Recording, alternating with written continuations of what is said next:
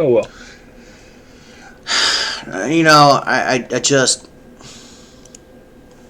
I try so hard to advocate for talking, peaceful resolutions.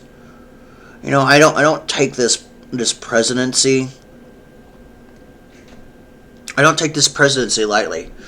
The whole ideology of being a president is to talk and work it out, to prevent wars, to prevent things, and fix things with talking Yeah. and compromise and diplomacy. And as much as Jaden and me could get along, I don't want her anywhere near me. It's not because I don't like her. It's like I Yeah. do like her, but I like her so much because she fits all 20 boxes that I am willing to sacrifice her for what is right. Yeah. I don't want to sacrifice her for what is right, but I have to because at the end of the day, even being hamster for president, diplomacy is always the better option than ghosting. I'm sorry that the church doesn't see that. I'm sorry that Jaden doesn't want to see that I'm sacrificing her for what's right. I'm sorry that I have to go towards Mob and Tammy, who actually do talk and work things out, who seems to be better than Jaden and the church, because they seem to understand. That's fine, you'll still be able to hear me. They seem to understand that talking matters, just like a president understands that talking matters. Tammy, me, and Mobbin, and even you, Lauren, will never agree to this no talking philosophy. No talking causes chaos. And with chaos comes war and despair. If we didn't have a diplomat advocating for our country, you think the United States would actually be existing today if there was nobody trying to, have talking happen, come to the talk table and talk? No, USA wouldn't even exist today if people didn't believe talking mattered. So as much as I like Jaden, as much as I'd like to get to know her and be her friend, I have to sacrifice the one thing I want to do because the way the church has done it is wrong.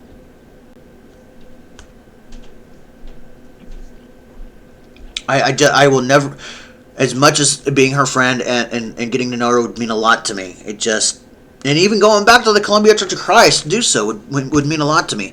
I cannot and will not do so under these conditions. Because they are not being a true peacemaker. They are not being a true conflict resolution advocate. They are not being people who emphasize dialogue to achieve peace. They are being people who is choosing ghosting and no talking, which causes chaos, war, and despair. I'm sorry that I have to sacrifice Jaden, the one person who fits all 20 boxes, because of peace, for peace, because they refuse to do things right. They will never see it that way. They will never see any of it true like that because they don't want to. They want to be elitist Pharisees. They want to be the people of Egyptians old. They want to be the pharaohs that dictate everything based on appearances, because that's what pharaohs did back in the day to the Hebrews. They literally judged everything and by what things appeared, and the pharaohs did what they thought was best based on appearances. There being nothing better than modern day pharaohs, and using Jaden as their idol in all of it. And I have to sacrifice Jaden to actually do something about getting talking and peace to come.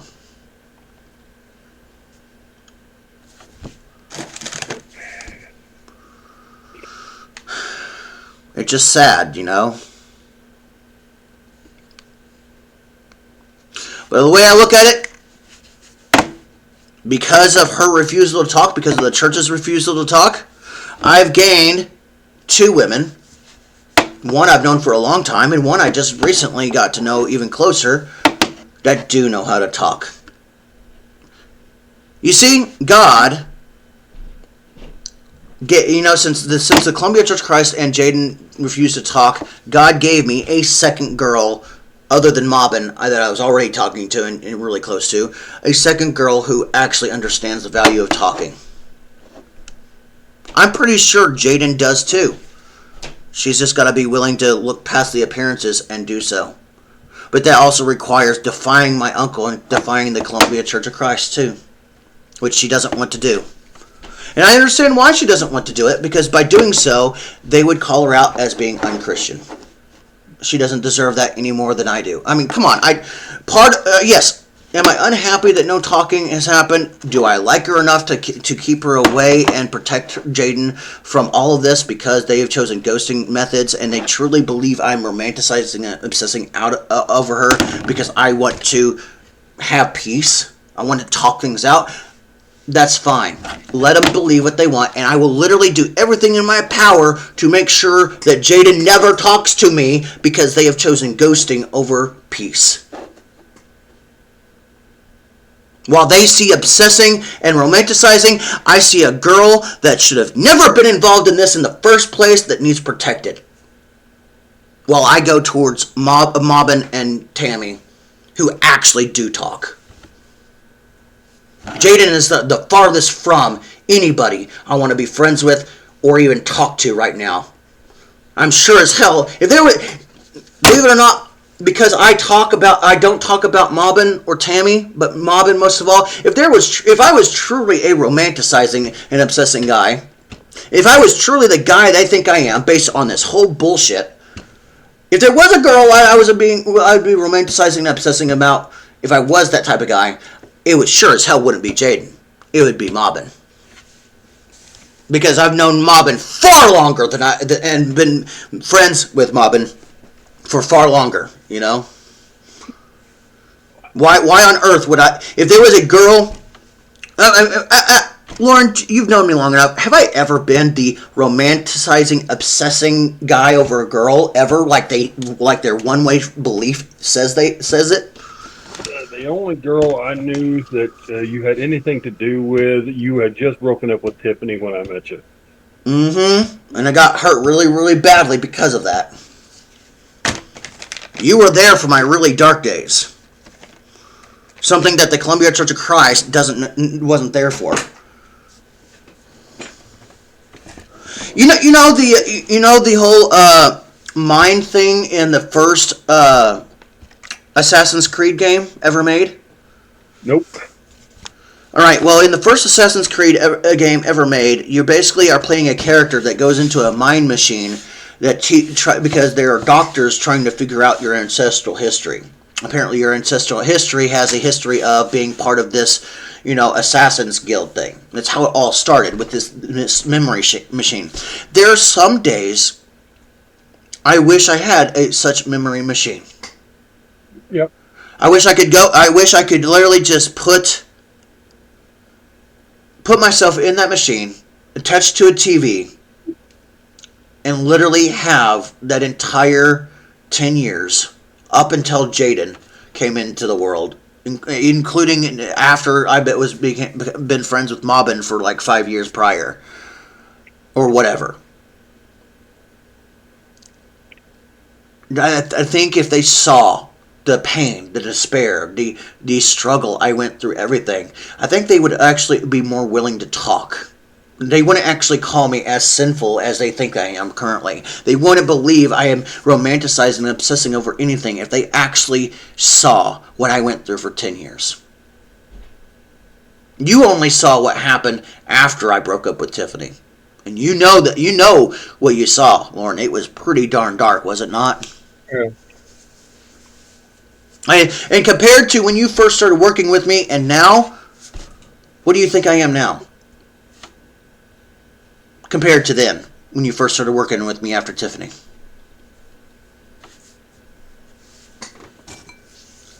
Well, you were starting to get over that whole situation pretty good by the time I actually started working with you. Right. So I really wasn't there for the dark days. That's true. So but right now, for me, I'm not noticing a whole lot of difference. Well, to them, I'm just Satan incarnate to her even suggesting talking and working it out.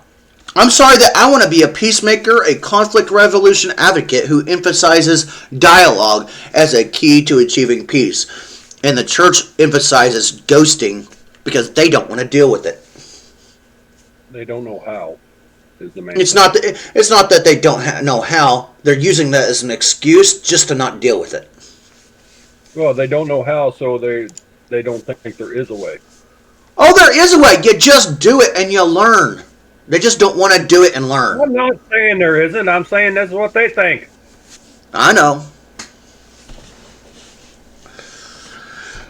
It's just amusing. At this point, it's so bad that I just laugh.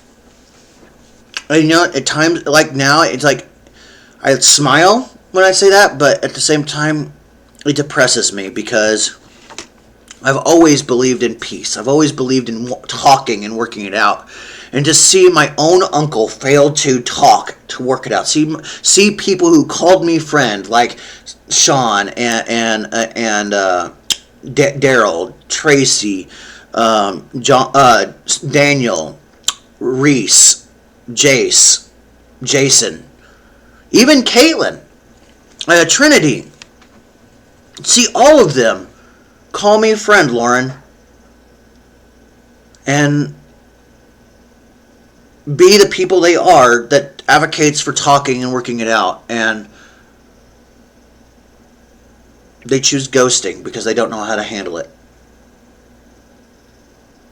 They have no idea to be that guy I am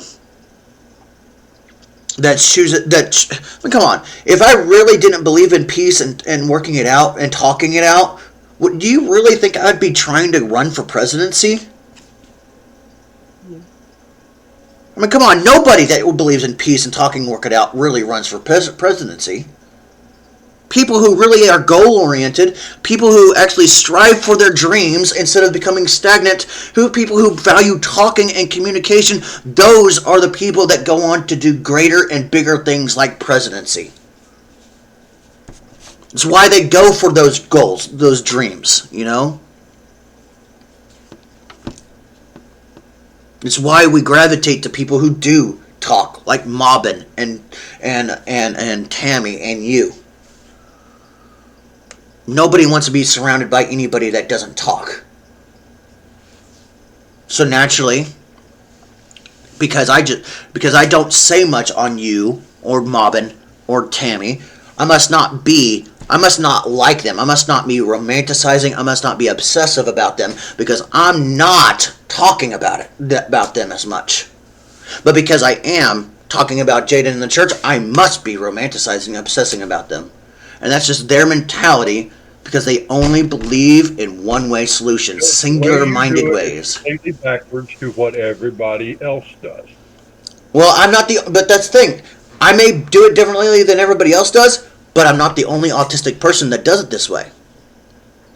There's a lot of most autistic people do it this way because we value the laws. We value what is right and wrong far more than any friendship. I'm sorry to say, but that's kind of a fail. That is a trigger thing for autistic people. I mean, not just me, but a lot of us. When we see a wrong, we must correct it, and we will get loud, and we will express it any way we can, very, very extremely loudly. But those that we like, those that are willing to talk, those that are willing to compromise and be peacemakers, be conflict resolution advocates, we don't talk about them as much because they're willing to be the peacemakers that they're supposed to be. So while the church believes that being loud and obnoxious like I am is romanticizing and obsessing over a girl, they just don't accept the autistic side of me. And I'll tell you why. And I'll quote Daniel Smith on this. And I'll use his own words.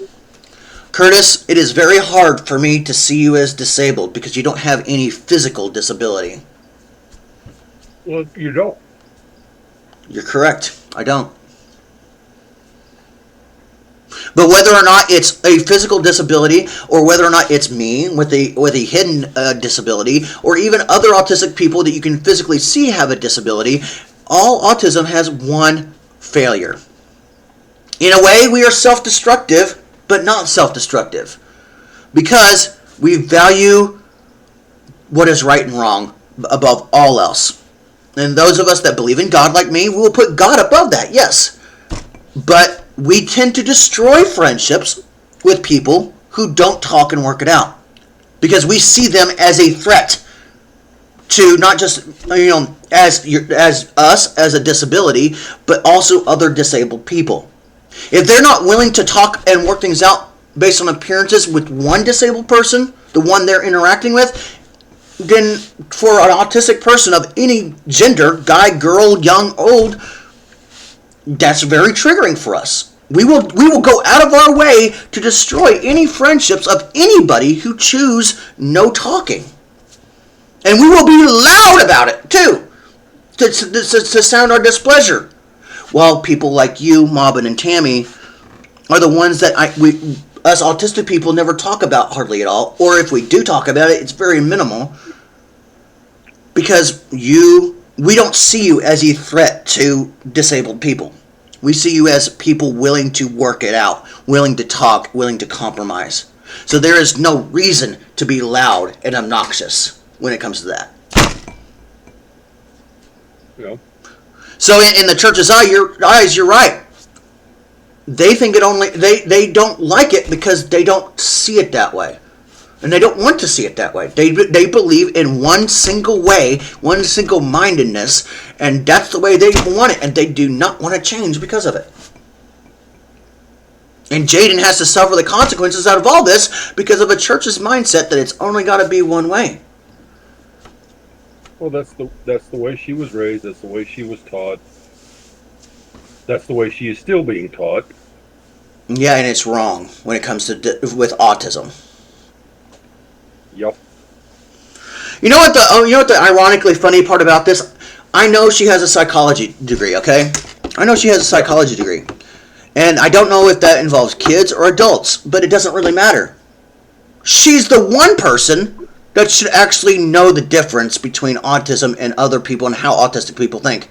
If she actually went back to her schooling, she would. I'm pretty sure there's a whole in today's schooling on psychology. There's probably degree. She doesn't have any real experience.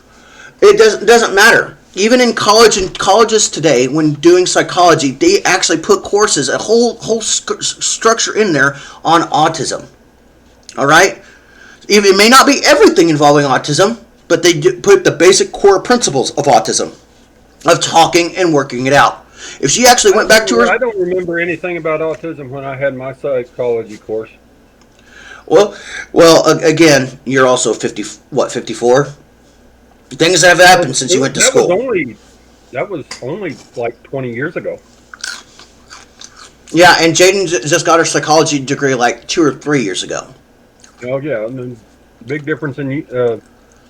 Yeah, in that amount of time, psychology, schooling, teaching is entirely different than when you got yours.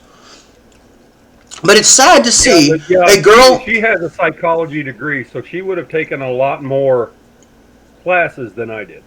A lot more classes, and she would also taken a lot more knowledgeable classes about autism too, whether it involved kids or not.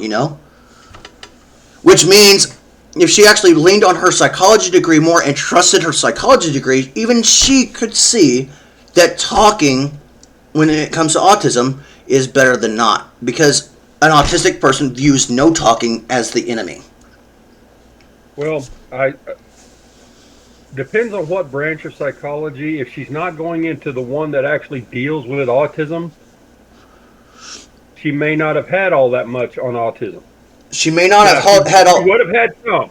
She would have had some, yes. But the point is, even that little bit she did is enough to get the core base of autism to deal with in the future for her field. I'm telling you, they have all the answers on how to deal with autism. They may not know how to deal with it, but from what I know, She's got a psychology degree. I don't know if it's children or not. Literally, I know that Janice's wife, Melissa, is a counselor of sorts who probably also deals with autism. Jaden's mom is a counselor. I don't know what of either. Just like I don't know what Melissa is. I just know that they're counselors of some sort and whatnot. And I look at this. And there's so many people that are counseling and psychologists and stuff like that, and they don't seem to lean on the fact that autism requires talking. And it's not just me, it's all branches of autism. And they don't see that no talking causes chaos. And with chaos comes war and despair. I'm not doing hamsters for president to show them up.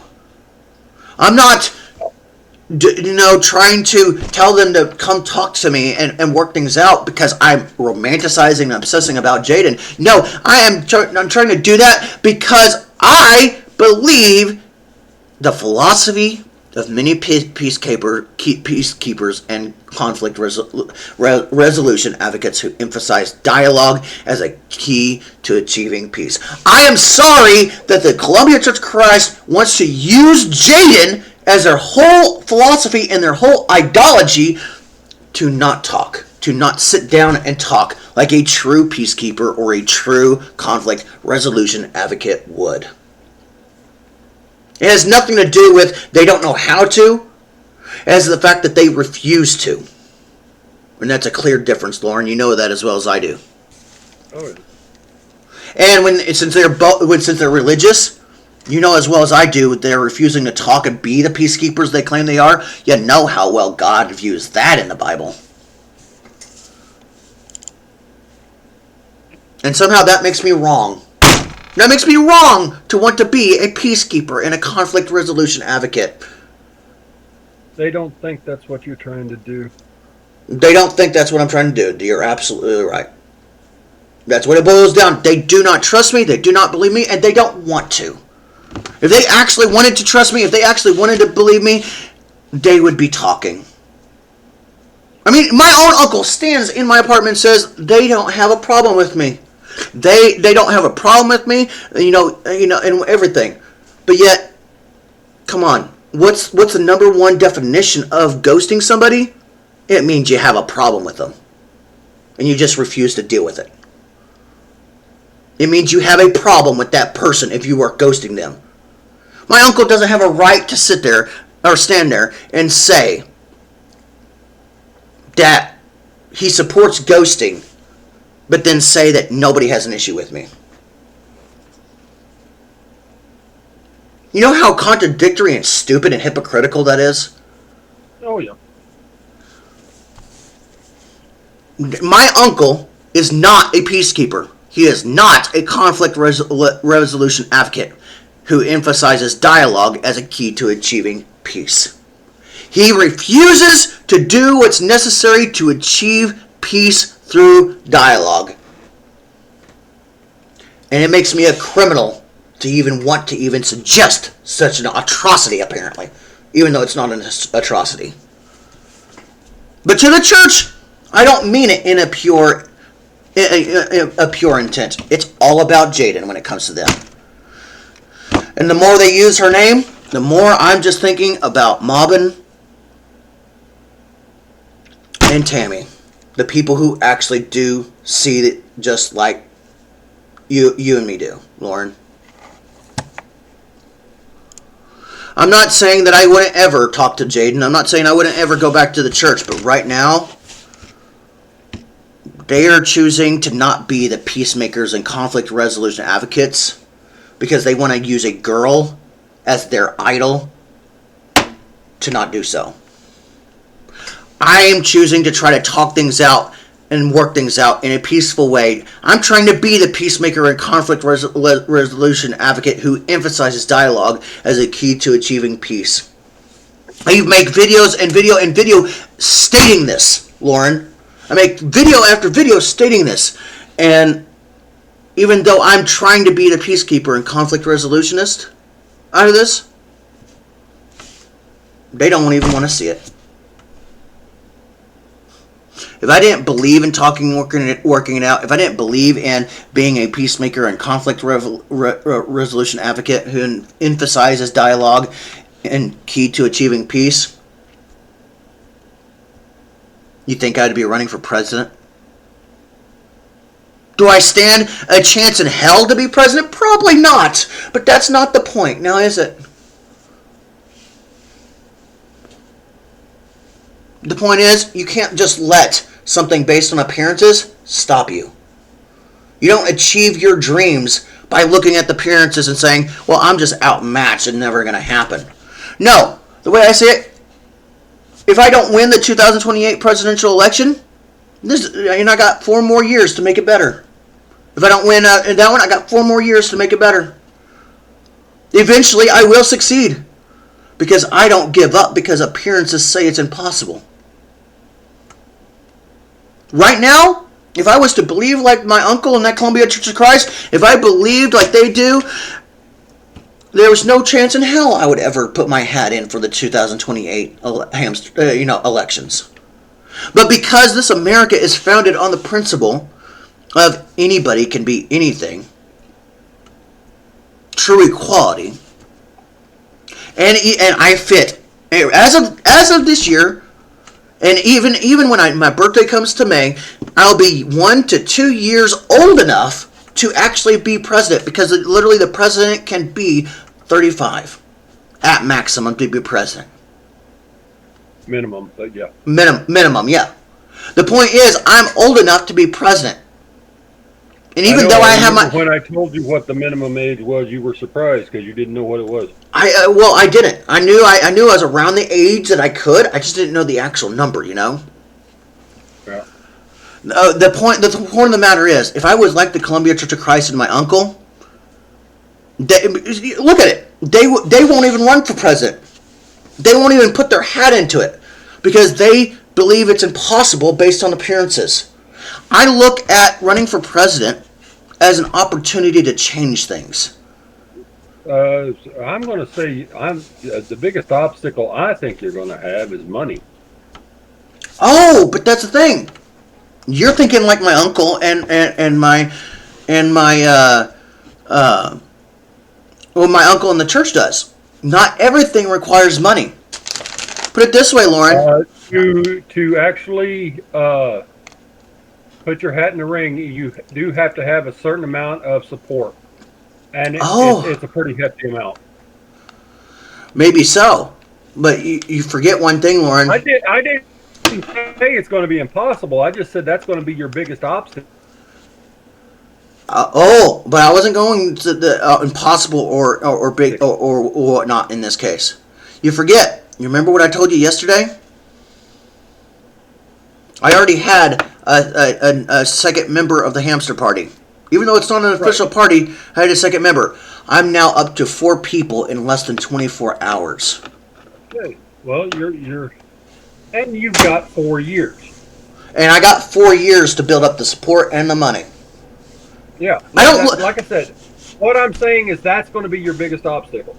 Right. It is going to be my biggest obstacle, but I don't look at it as an impossible challenge that just needs to be ghosted, like the church does. I look at it as a challenge and an opportunity to change, grow, and adapt, being better than the way the church is currently treating me.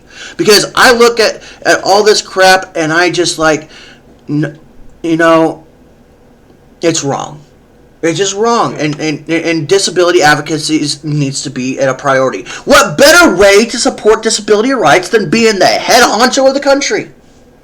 So even if I fail for the Hamster 2028 presidential election, I'm gonna keep on going for it. I'm gonna keep on making it a mission to do so, because the more I talk about the issues, the more I talk about the problems the church has with disability people, which honestly I would have got myself and 3 other people to join the Hamster Party if it wasn't for the Columbia Church of Christ actually disowning me like they have. And in fact, that's what's actually done. That's actually what's gained me members to the Hamster Party, is their refusal to sit down and talk. It's absolutely brilliant how their refusal, their sin, has actually turning out to be a positive for me.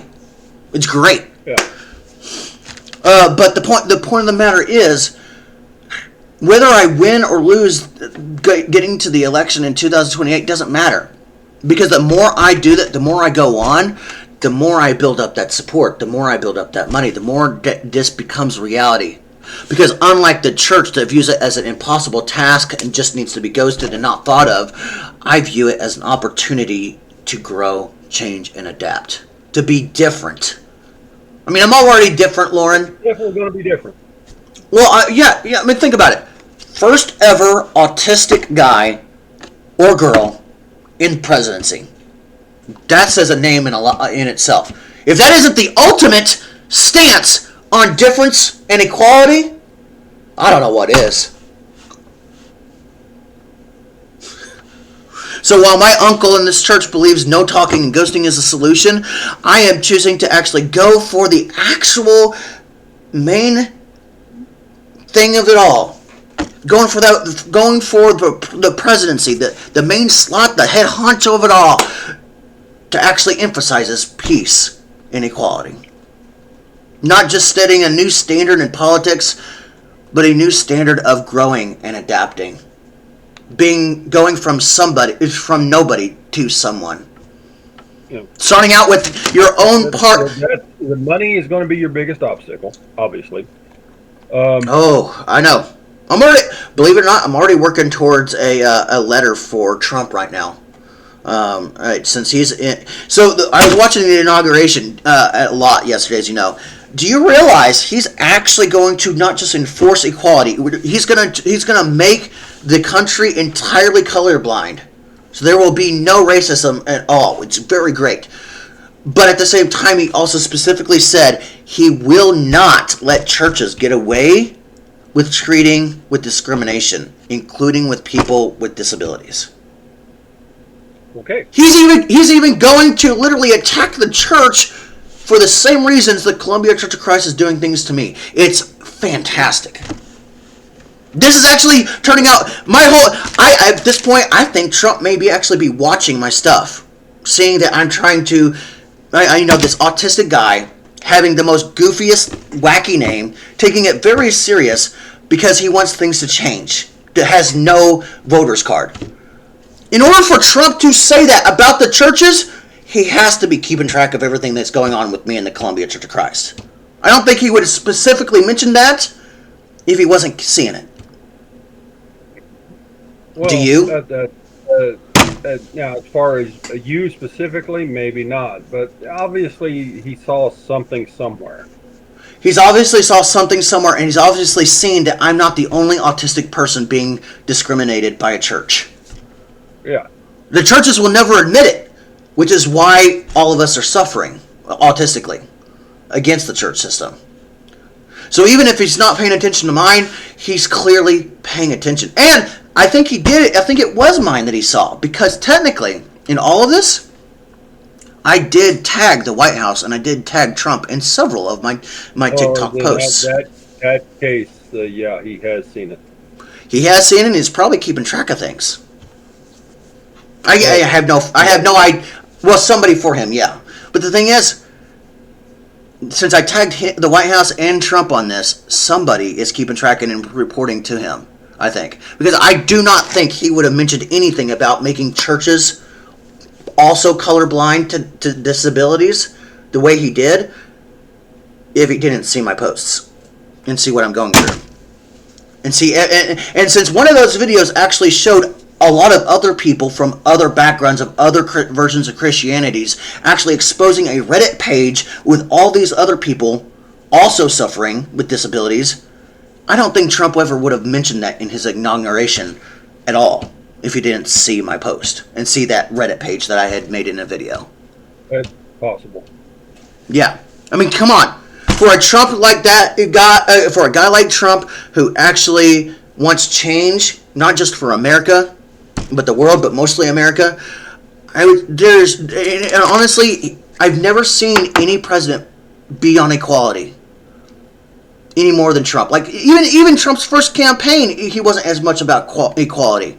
And it seems like ever since this election, when I started really advertising right before the election, knowing full well I would not get into this advertising, the whole idea was to get the point out there and whatnot. And it seems to be Trump's whole entire campaign for the inauguration has been built around colorblindness and equality. And specifically, even forcing churches to not be so discriminatory.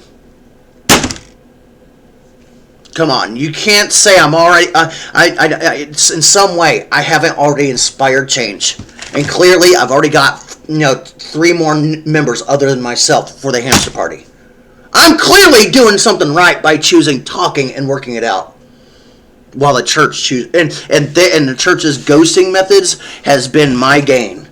I wouldn't have gotten 3 new members of the hamster party, even though it's not an official party, if it wasn't for them choosing ghosting. Their sin has been literally my gain. And I still can't help but to think about Mobbin and Tammy more than Jaden. You know? If I ever do get to be hamster for president, and me and Mobbin are dating and married, or even me and Tammy are dating and married, they can be first lady, and whoever isn't the first lady, and I'm still talking to the other, which will probably happen. The way I see it, the way I look at it, let's see. Let's do a hypothesis. Hamster and Mobbin. Tammy, vice president. Or, better yet, Hamster and Tammy. Mobbin, vice president. What do you think of that? Mm-hmm. Or better yet, I got a better solution, because I know I've gotten to know Tammy a little bit and her ability to talk and work things out. She may be disabled, she may be Candy's sister, but by gosh, she knows crap. She doesn't tolerate things. I will put her, instead of putting Tammy, if she's not the first lady, instead of putting Tammy as the vice president, putting Tammy as the head honcho of the Secret Service or the FBI. What do you think of that? That needs to be an ex-military. Maybe so, but she doesn't take no for an answer, and she definitely does not believe in no talking as the answer, and she is very. I'm not saying there isn't definitely a spot in the cabinet, but that one needs to be ex-military. Well, see, that's the thing. That's the whole mentality everybody believes. But the thing is, sometimes even the most non-military person. I mean, look at Stargate. All right. Yes, there was a lot of military relations, but really, Stargate Atlantis was civilian-based, and they did extremely well civilian-based. Civilian-based occupancy can work if you let it. You don't necessarily need a military defense coordinator. You can be a civilian and run it, but still have a commander but still having the commander underneath them being the actual one that orders the troops.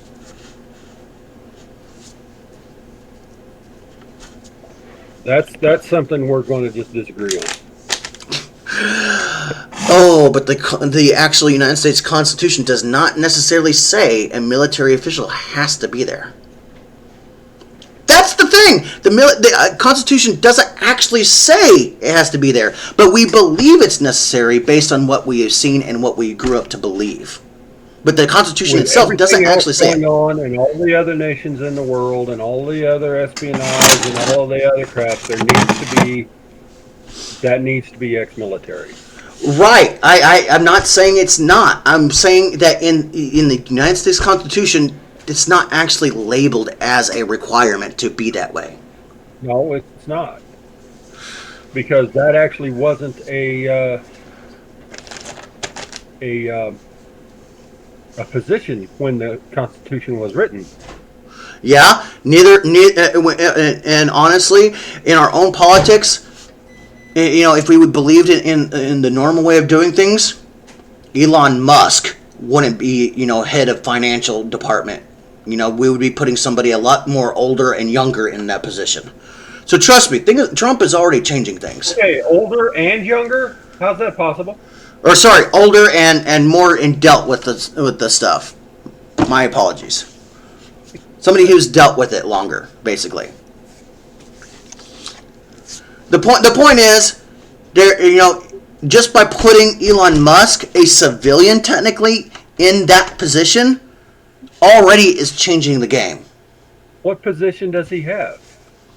From what I understand, Trump has put him as the person that deals with all the finances in the DOJ or whatnot. Under the DOJ, he's the financial whatever thing. I forget what it's called.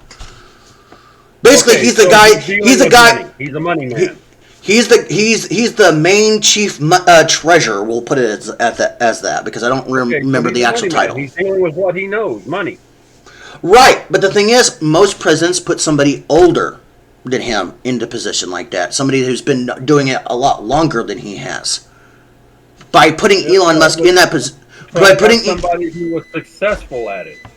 right, but the point is, it's Trump. By doing so, Trump is already changing the way of the game.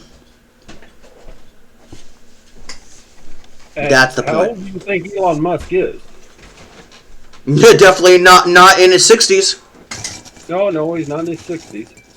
I expect somewhere mid to upper 40s to lower 50s.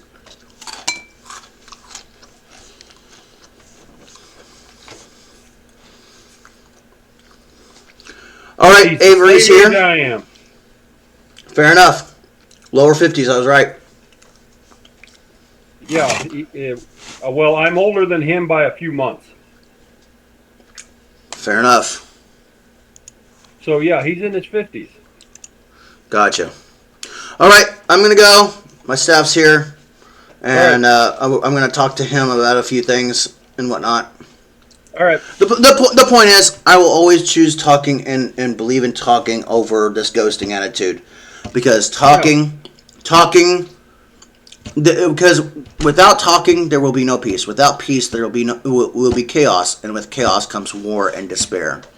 In which every philosophy of many peacemakers and conflict resolution advocates who emphasize dialogue as a key to achieving peace.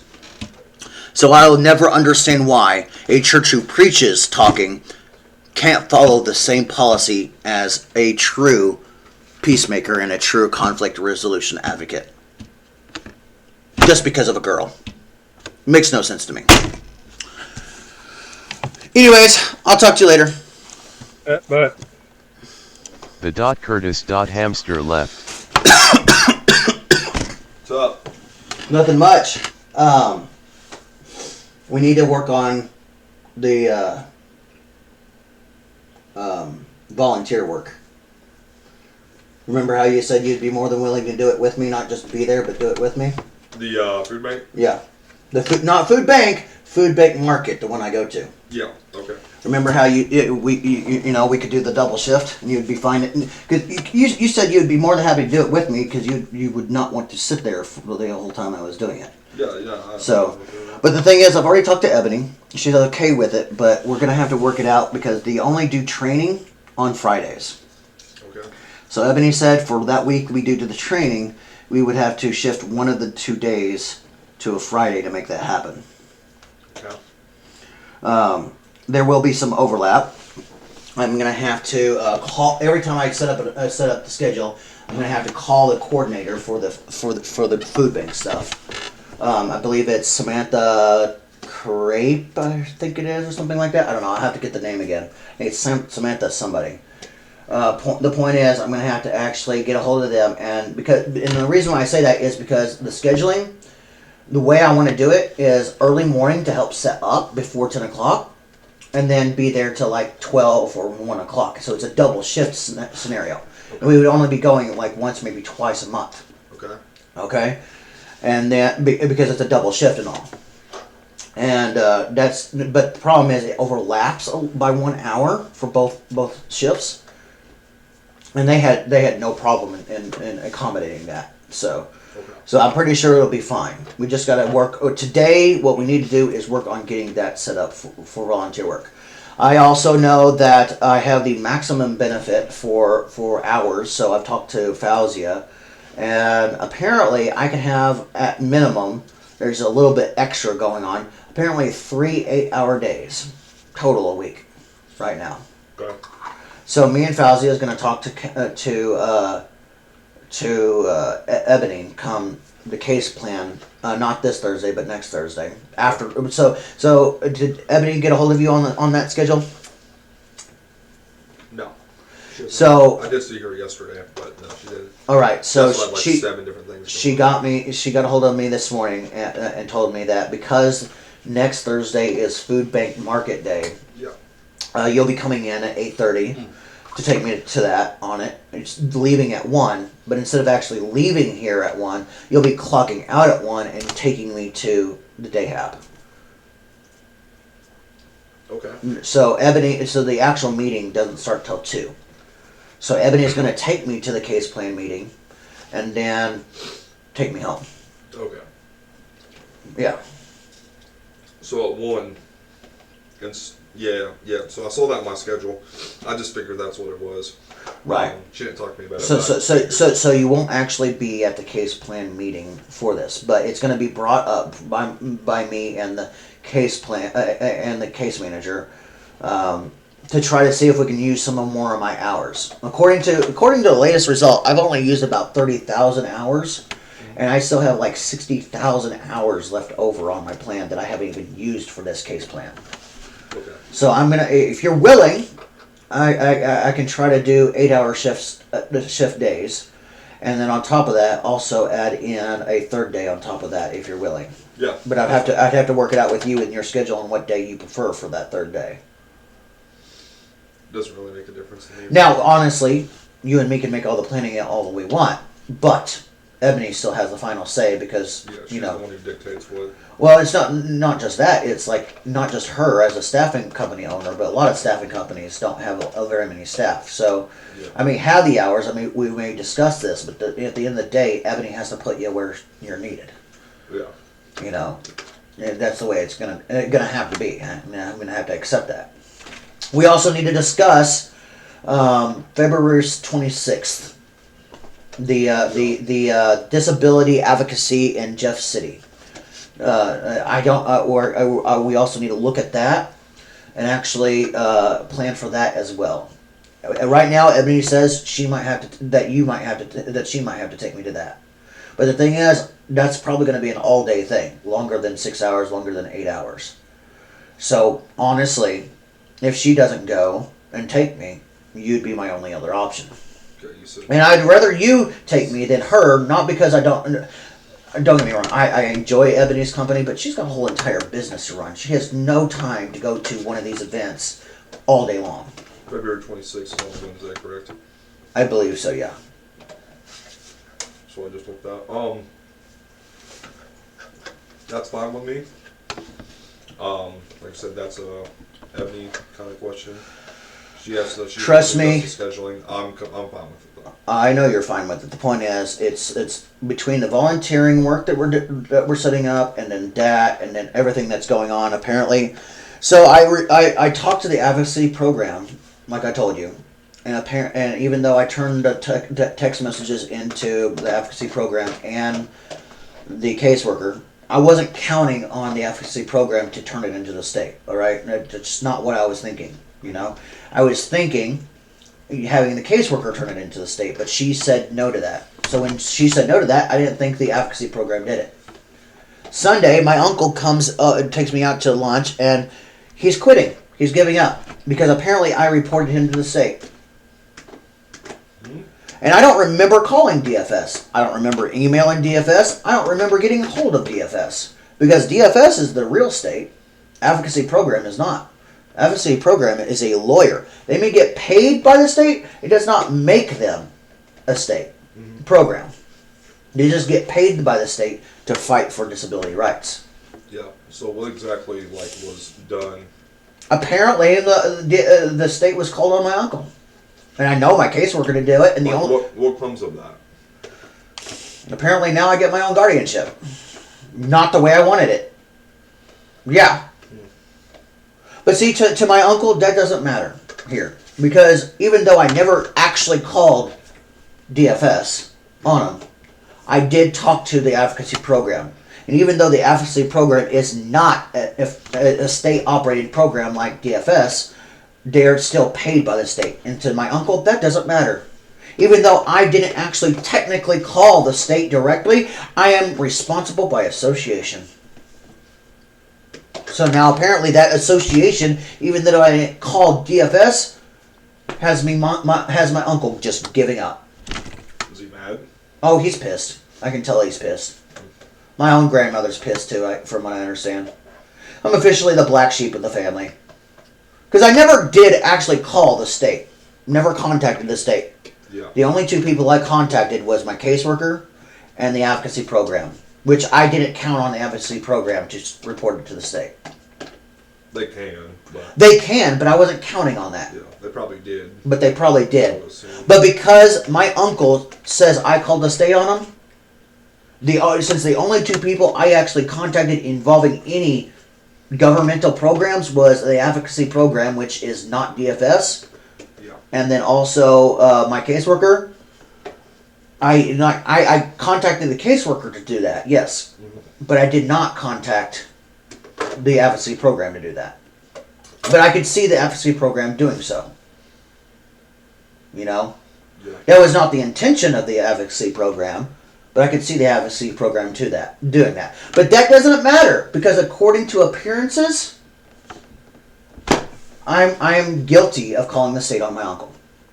Even though I didn't actually make that phone call, and probably the advocacy program actually are the ones that made that program, I'm still responsible because I still talk to the advocacy program.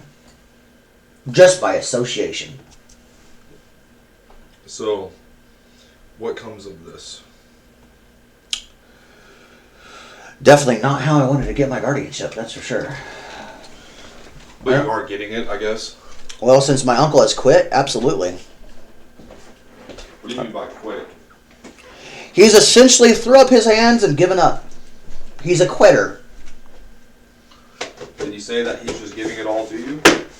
No, he said that he cannot do it anymore, and he just wants to be my uncle.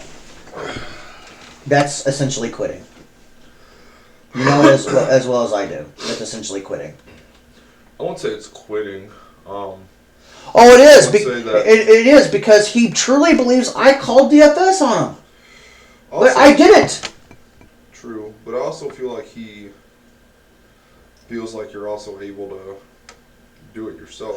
You think? Oh, no. I can guarantee you that man doesn't think I can do it myself. He may think I'm capable of it. That doesn't mean he believes I can currently. His whole mentality on why I'm getting my own guardianship is purely based on the fact that he truly believes I called the state on him.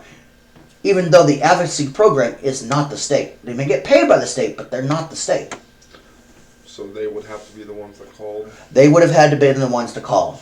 It couldn't have been. It Couldn't have been your case manager. It couldn't have been my case. You heard my case manager. She wasn't going to call it and report it to the state. Yeah, I don't think she would do that. And since the only other person other than my caseworker I've talked to about it was the advocacy program, they had to have been the one to call the state on it. Yeah. That must have been them, I guess. Well, there's no guessing that it. It's guaranteed that the advocacy program did it. Yeah. But that doesn't matter to my uncle. He got the state called on him, and now I have to serve. I have to be the one to take the blame for calling the state. I'm sorry, I don't remember a lawyer office, disability or not, being state. Do you? No, I don't. Now DFS, that's state. Yeah, that's kind of crazy to me that they just called. That's kind of nutty. Well, when the caseworker said that she's not turning in, I just assumed that, that the advocacy program didn't turn it in either. You know. Because I wasn't going to the advocacy program to have the state involved. That was not the intent. The intent was to resolve these matters with a service that, as a disabled person, I am legally able to have. Yeah, exactly. And they're not state operated. They may get paid by the state, but they're not state operated. You know? Yeah, that's the weird part about it, because. And I have to be the one to suffer out of all this because now my uncle truly believes I hate him so much that I would call the state on him. Which isn't true. Which isn't true. All I wanted was to get the guardianship to be at a spot where it couldn't be held over me. And you had a say in the matter. And I had It to say wasn't just, see, my uncle stood there and preached to me on I had to say in everything. But Avery, did he give me a choice to sit down and talk with the church members? Did he give me a choice to sit down and talk with Jaden, most of all, or anybody? No, he took that right from me. As much as the man says I have a right and a choice in everything, how does him making that choice line up with that? It doesn't. Exactly. It doesn't. And now the man thinks I hate his guts for calling the state on him.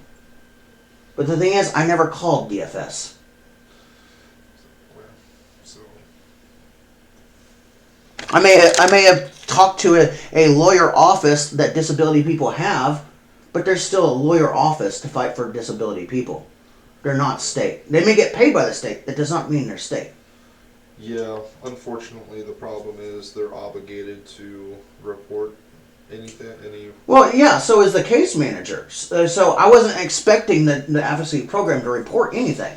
Yeah, the problem is they're still able, like they kind of, not that they have to, but they have to. You know what I mean? Well, they don't have to, Well, no, but I mean, my caseworker clearly, I thought full well my caseworker would. I thought that my doctor would. so do you want them to? Well, no, I just figured, based on the text messages, they would have no choice, Yeah, but that's still kind of. I didn't really want them to, but that's what I figured would happen because both my doctor and my caseworker wanted me to tell them anything that goes on, Yeah. So I did exactly as I was told, Yeah. So I expected, based on what happened and him choosing to block me, which is not okay by any standards being a guardian. Yeah, he shouldn't have done that. I don't agree with that. Yeah, I don't agree with that either. But he thinks that he can go around doing that free of charge, willy-nilly. It's so stupid. And somehow I am wrong for wanting to talk and sit down and work things out. Yeah, that's not really how that works. Well, so here it is, Avery. Yeah. The whole idea, the whole mentality my uncle has and the Church of Christ has is involving Jada. I am so loud and talking about her so much that I must be obsessing and romanticizing about Jaden. That's their whole mentality. Because I don't shut up about her, I must be romanticizing and obsessing about her. Explain how that works. I couldn't even tell you. Yeah, so their whole purpose of ghosting me is based on the fact that they think I mean Jaden harm.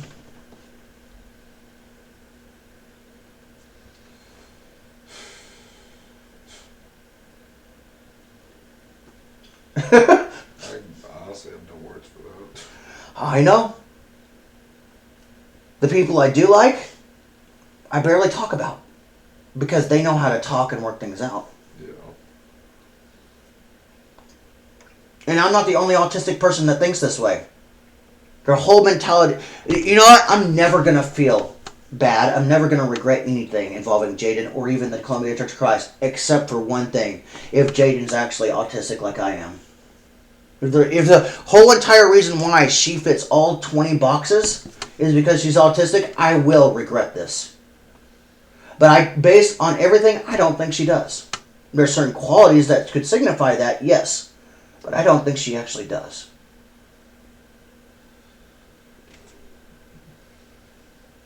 I only say that because of what my uncle has said is they know more about autism than I think.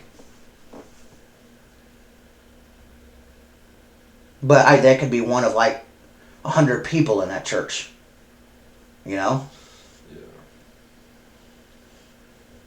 So the way I see it is, the only... Why? Come on, man.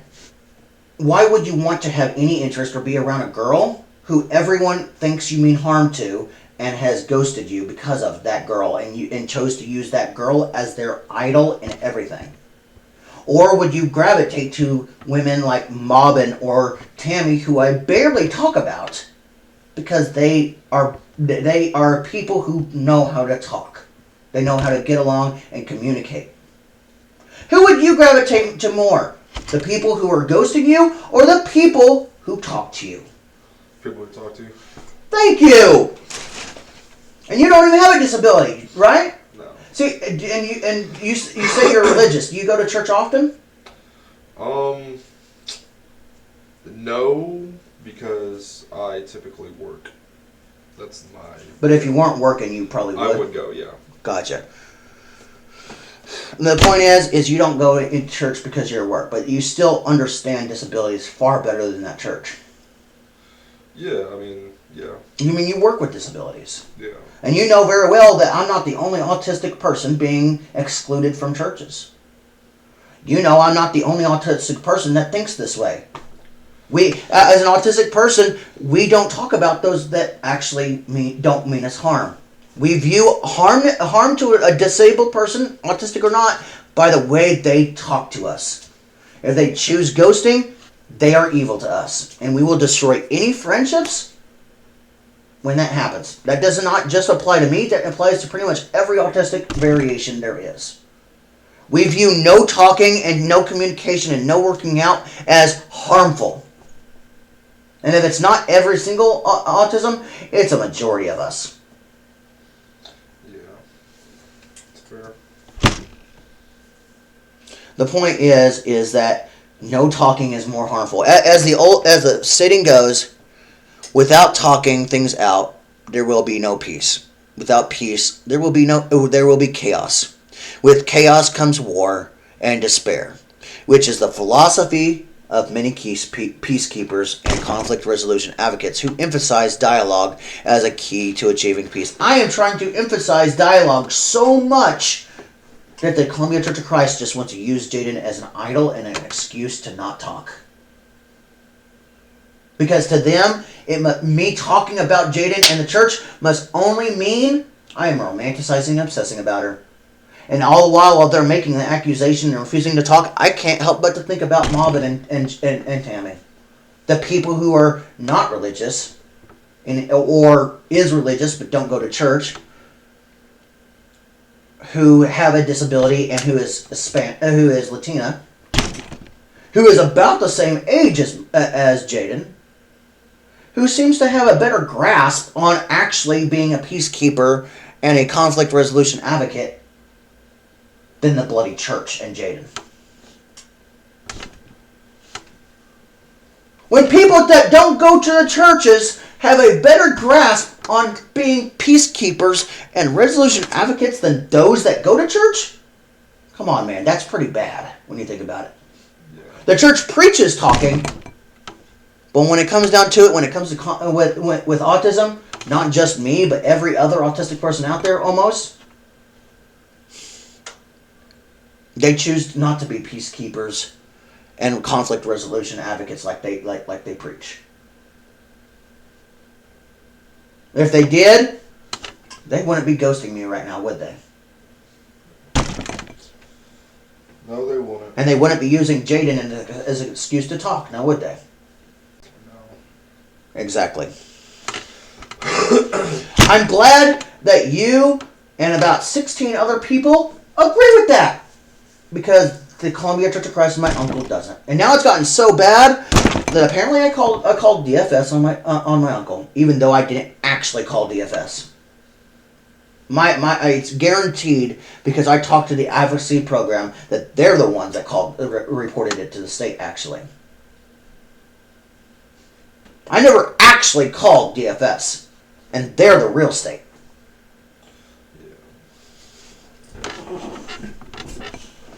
But apparently, to my uncle, that doesn't matter. Just calling the advocacy program is enough to say I called the state on him. Based on appearances. Because he doesn't understand how that system works. Another example of how appearances do not speak louder than words if you don't have any damn knowledge of what's going on. And how the systems work. The whole reason why I'm trying to be a peacekeeper, talk and work it out with Jaden, her family, and the church. I'm trying to be the peacekeeper and conflict resolution advocate based on facts. With stuff I actually know that they don't know.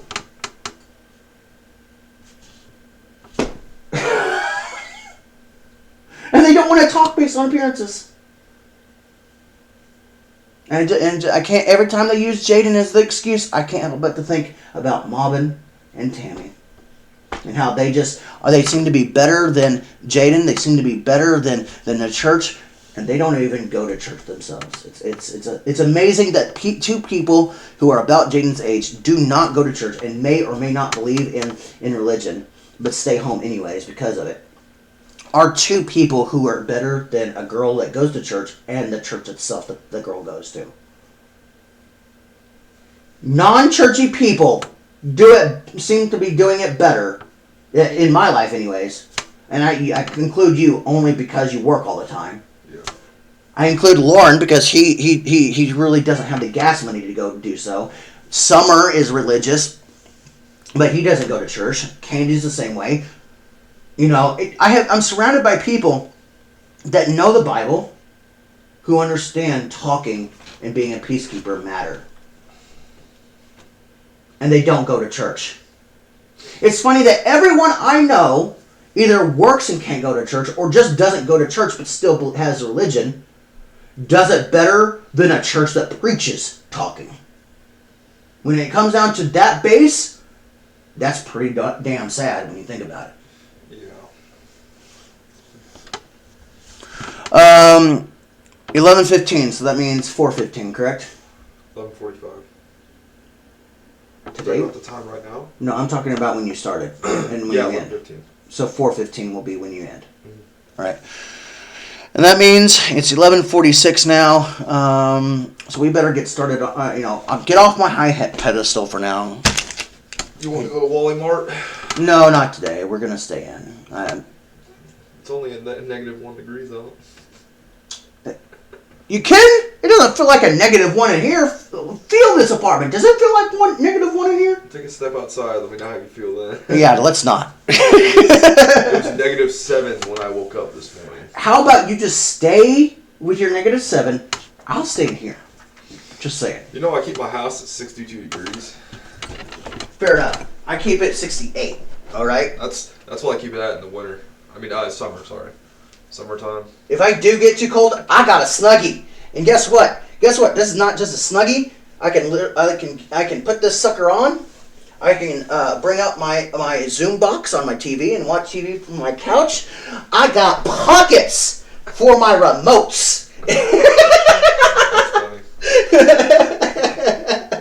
I don't even have to get up off the couch to get the remote. I can just slide it in my pocket and I'm good to go. That's funny. Hey, believe it or not, it was actually given to me at Lamplight Village when I lived there with 32 other people. One of the staff got it to me for me for one of my Christmas presents. Really? Yeah. You've had it since, huh? Had it since. Been a good little thing. I love it. When I get cold, which is not very often because I have an internal furnace that rages like a mofo. Which reminds me, haircut today too. Yep. I feel like I'm like right now it's it may be -1 degree or -7 when you woke up this morning, but in this apartment, even though it's like 68, 70 degrees in here, I feel like it's bloody 98 or higher. I swear my hair is so, even though it doesn't look like I have much, from the first time you helped me with it, even though it doesn't look like much, it's thick. And I swear my hair just makes me just burn like a hot tamale. I have the short hair for a reason, and it's so I can stay cool. Yeah. And when I don't stay cool like this, I get lots and lots of headaches. Fair enough. Like lately I haven't, like every single day I've had a headache, and I've been trying my damnedest to not take ibuprofen. You know? Yeah. I need to get another haircut and get it as short as I usually do, and I'll stop burning up like a hot tamale. Yeah. At least for a while, until it grows out like grass again. That's the one thing. My hair grows like grass, and it also grows so thick, even though it doesn't look like there's much on me. It's absolutely amazing.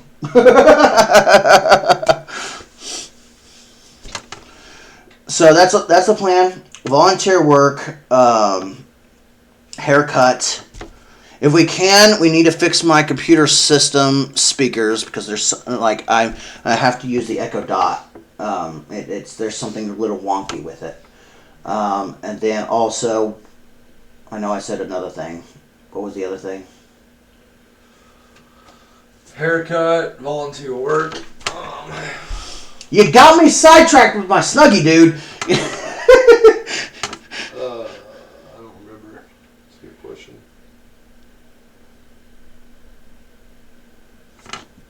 Oh, working out the information for the disability thing that's happening in Jeff City for February 26th. Yep. Yeah. Okay. And we can also work on getting the schedule for 3 hours or 3 days a week at 8 hours a day. There's going to be some extra hours not being used, but according to Fauzi, I can safely do 3 entire days at 8 hours a day and be fine. Okay. I'm pretty sure you'll have no problem being here for 8 hours a day. Yeah, that's fine.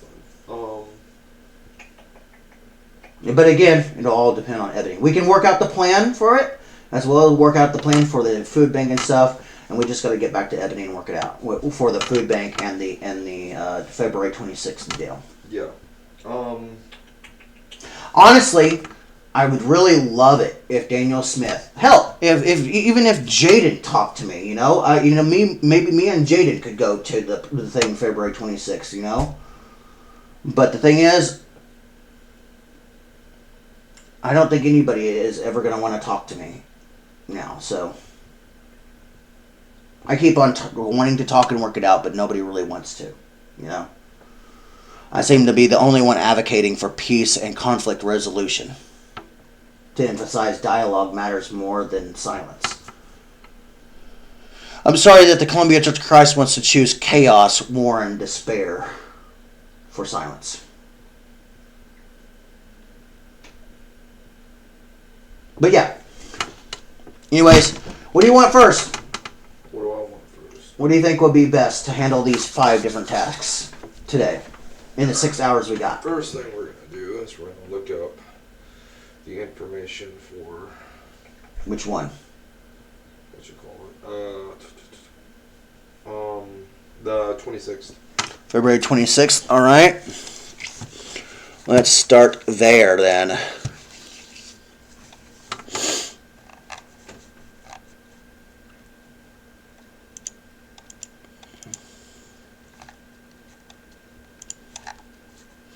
Gotta actually remember what it was called,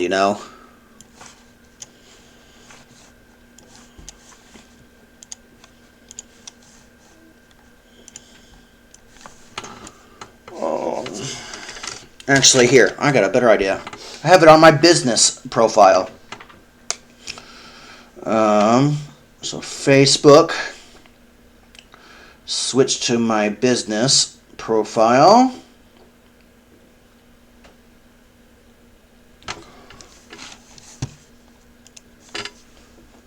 And then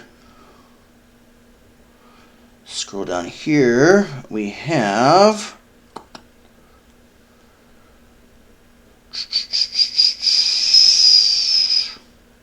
somewhere in this long list of posts, Missouri Disability Rights Legislative Day 2025. Save the date for Wednesday, February 26, 2025. Main website. You want me to copy and paste this information to you again? Okay, what was the name of it? Missouri Disability Rights? Missouri Disability Rights Legislative Day 2025. I have a website you can enter your web browser if you want. Here, let me see. Okay. I think I found it. drld.org. Yep. There you go. Have you registered?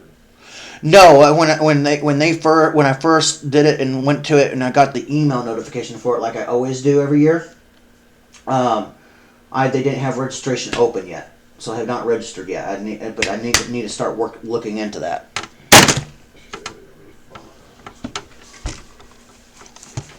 Here is a picture of.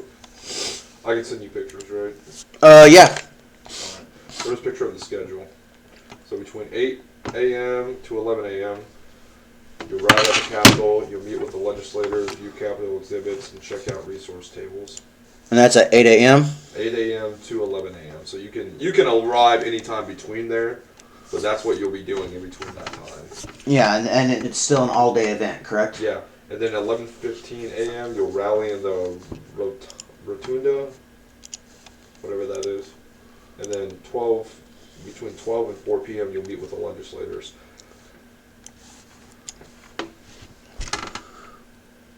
All right. And that's actually on the website, correct? Yeah, I just sent you a picture. Yeah, I have it here. I'm looking. All right, that's a picture of the schedule. Now on the website, it's the first thing you see. It'll say Disability Rights Legislative Day 2025. Save the date for Wednesday, February 26, 2025. It should have a register button right underneath that. Right, right. As soon as you go to the website. Hey, the way I see it with my hamster for presidency, even if I fail in 2028 for it, I mean, obviously, you know, I'm not counting on actually getting in 2028. The whole thing is to build up a populace, build up money and stuff like that. You know, Yeah. I don't actually expect to get in 2028. The point is to get my name out there. Come on, the first guy or girl that has autism in presidency. Can't tell me that ain't change. And come on, wouldn't that be cool to see in today's time? That even disabled people can truly be somebody if they set their mind to it. Don't let appearances stop you, basically, you know?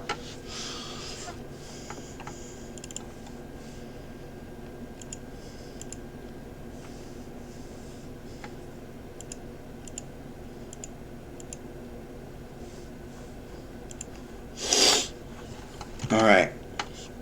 And that is. So is the registration up on it?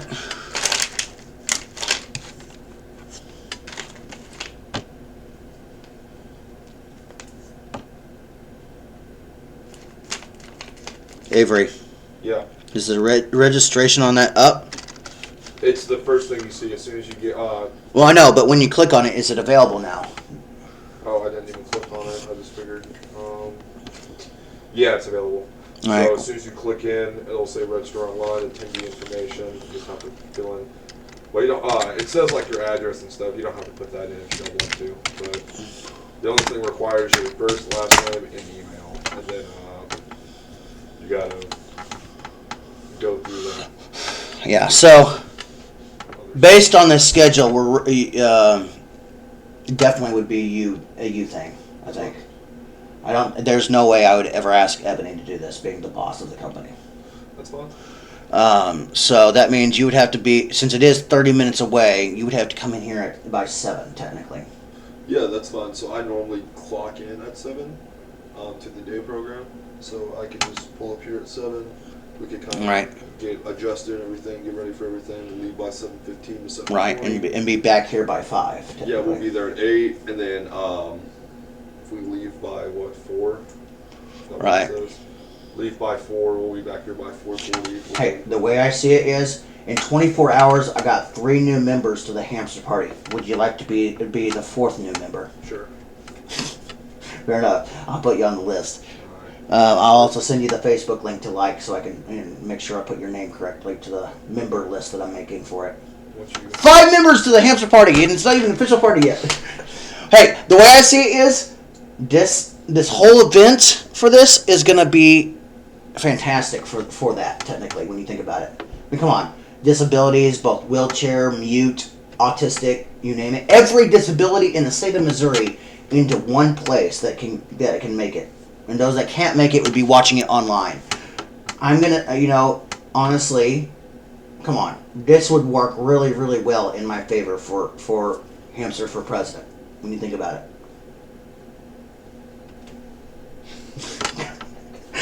Come on! The hamster's going big!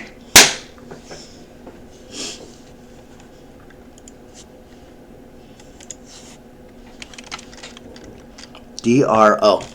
That's why. That's an I, not a... That's an L, not an I.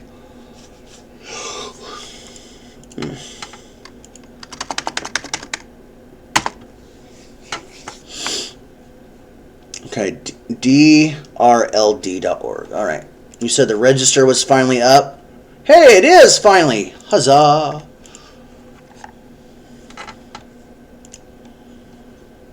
Mm-hmm.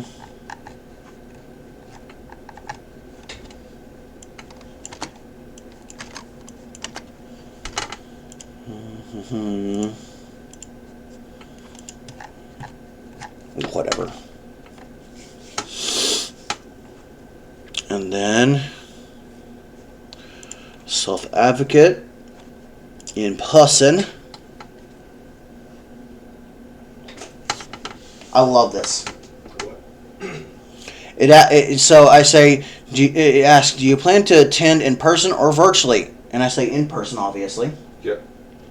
And I love this because it comes up with a pop-up box of what type of accommodations may we provide for you at the event. And I'm thinking, let's see, lemonade, a big sounding chair with all the works, things like that. And I'm thinking, yeah.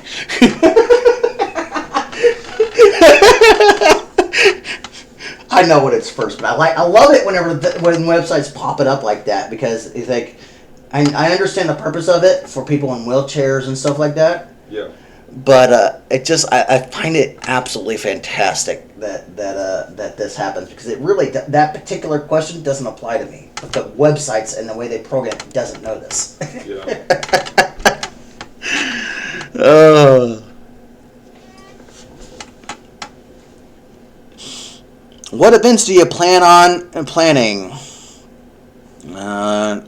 Rally at the cap. Is the mixer on that? What? The legislative mixer. The legislative mixer. Yeah, there's an option. There's rally at the Capitol, which I'm sure this is. What is the mixer? Can you find that, please? The mixer. Would you like to have closed captioning accommodations? Yeah. I get that enough on streaming services. Hey, to be fair, my most favorite actual streaming is on YouTube.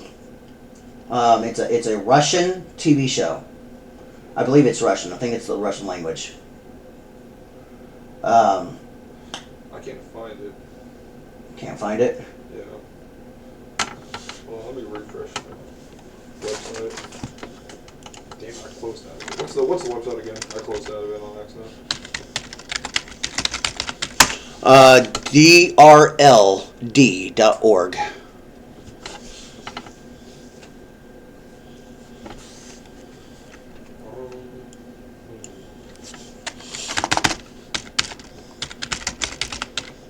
We want to go to the legislative meeting, correct? Well, I'd like to go to both of them since there's two options.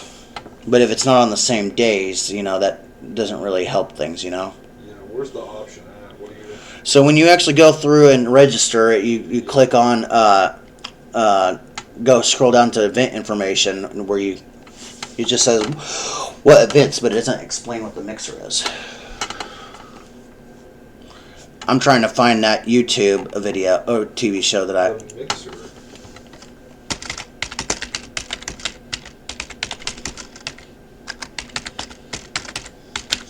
I expect it's music, dancing, stuff like that. I'll probably never get on the dance floor.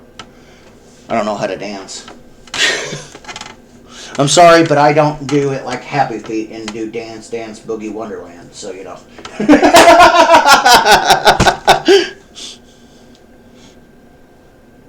All right.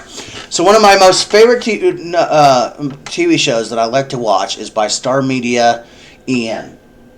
And it's a Russian TV series with English subtitles, okay? Yeah. And it's called Love by Order.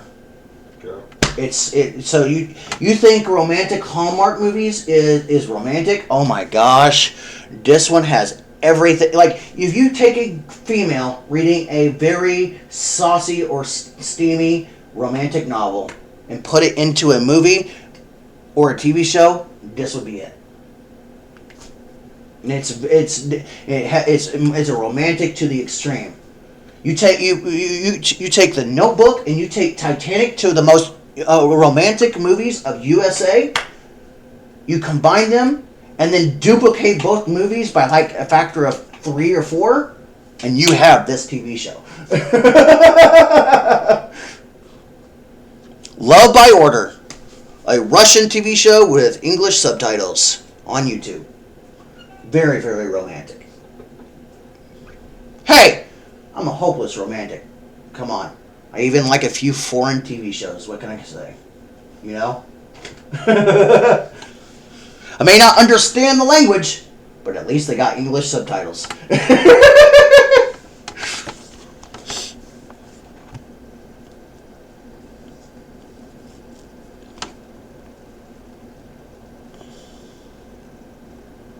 Would you and me be considered a group or an individual? Because if we register as an individual, would you be classified as a register? Yeah. So I'll you- probably have to register, so I'll go ahead and register as well. Okay. But yeah, just do it as an individual and we can just go together. All right. That's the plan anyways, right? Right. Well, that's a plan if Ebony will allow it, but I think she will since it's an Yeah. all-day thing. So, and it's not like I don't have the hours, especially after she's saying I have 60,000 hours left to use for this plan, and the plan is up in March. You know, I think you can spend an all-day session like that toward the end of the plan year. Yeah. Who is my legislator? I don't know. I don't really have one. Yeah, I don't know.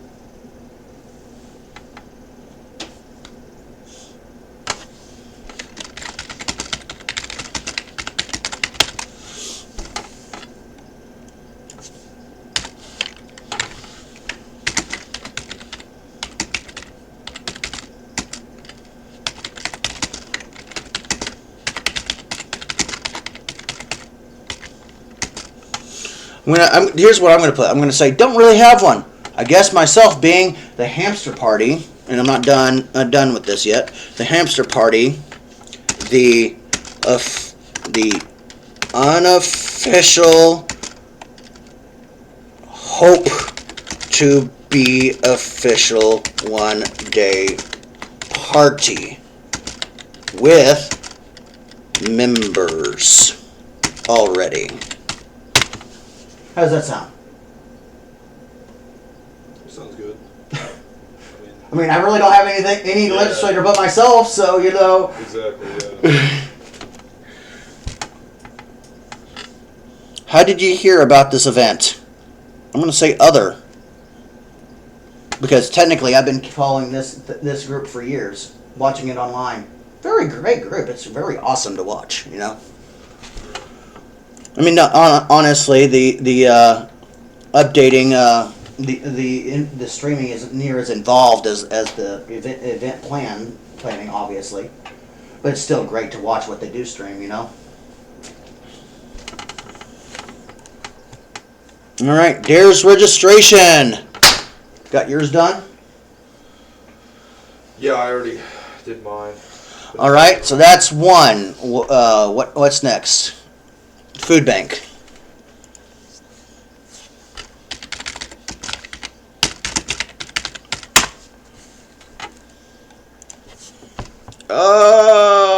What's that website?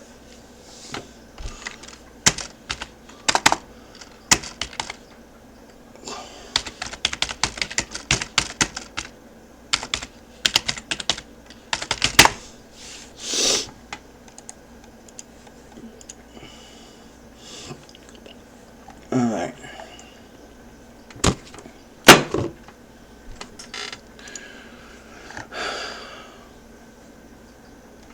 Oh, I was right. Samantha was not right in the pronunciation, but I was right with the name. Instead of Samantha Crepe, it's Samantha Cripe, technically.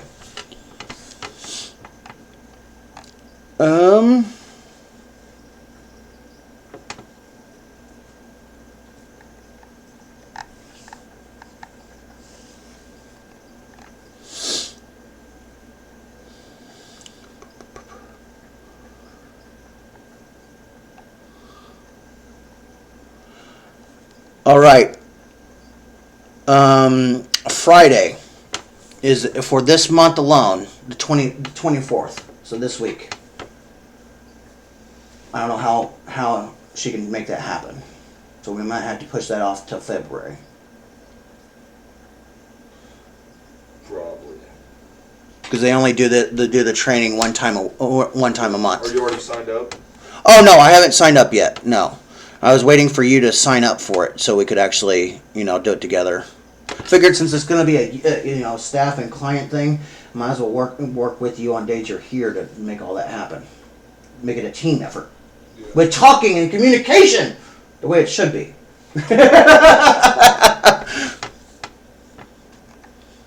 Oh, apparently I'm not capable of talking and communicating, according to my uncle in the church. Apparently, my talking and communicating only involves Jaden, and nothing else matters.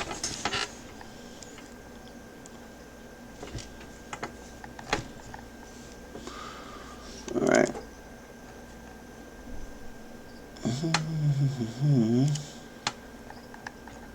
Okay, the February schedule is up for the food bank market. February 7th. Do you have your schedule for that? February 7th. No, I don't. I don't have that one. All right, we're going to have to make that. Wait, hold up. Do you need the website for this and whatnot? You want the schedule for next week, right? No, next week. Next week is the 30th. That's the end of the month plan. Yeah, That's the reason so why I we're do going to not- the food bank too. Yeah, I do not have that schedule yet. All right, so February 7th would be in about 3 to 4 weeks.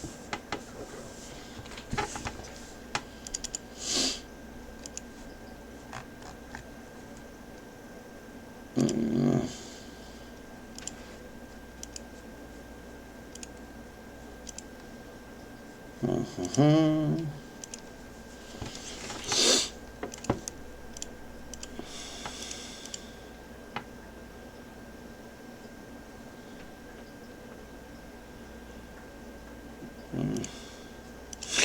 Are you interested in doing neighborhood services? Neighborhood services? Yeah. What do you mean by neighborhood services? Basically, pretty much go around, driving around, dropping things off. I personally don't want to.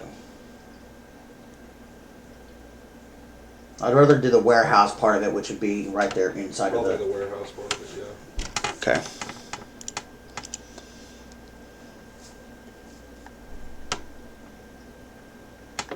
Do you need a website for this, by the way?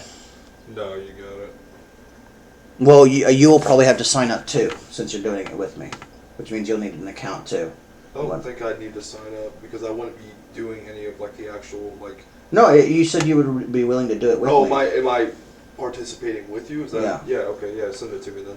Sharefoodbringhope.org. All one word. Yeah. I know it's a mouthful. That's fine. And apparently in February they actually have three volunteer 4 volunteer training sessions, 5 volunteer training sessions. Wow, that usually never happens. It's usually just once or twice a month. To have 5 in the same month, that's impressive.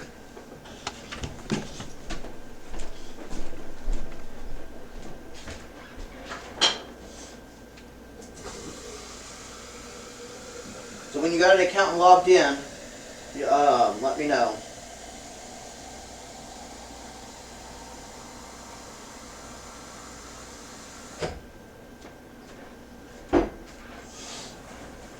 So you'll see you'll see at the top January schedules. If you scroll down on that list when you get signed in and your account created, you'll see February food bank market, and it's got to be food bank market.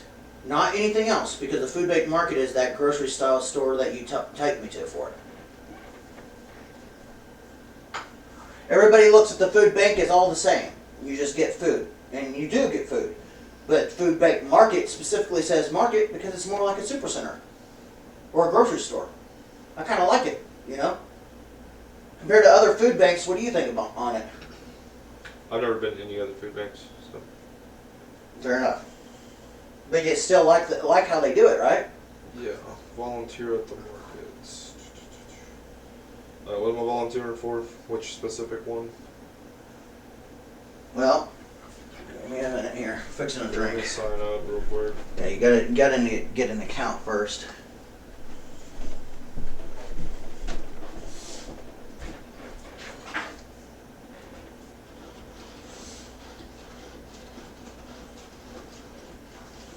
Oh, and I know you don't mind, but I am recording all this for my uncle. That's fine. I knew you had no problems with it. You probably already figured I was, so.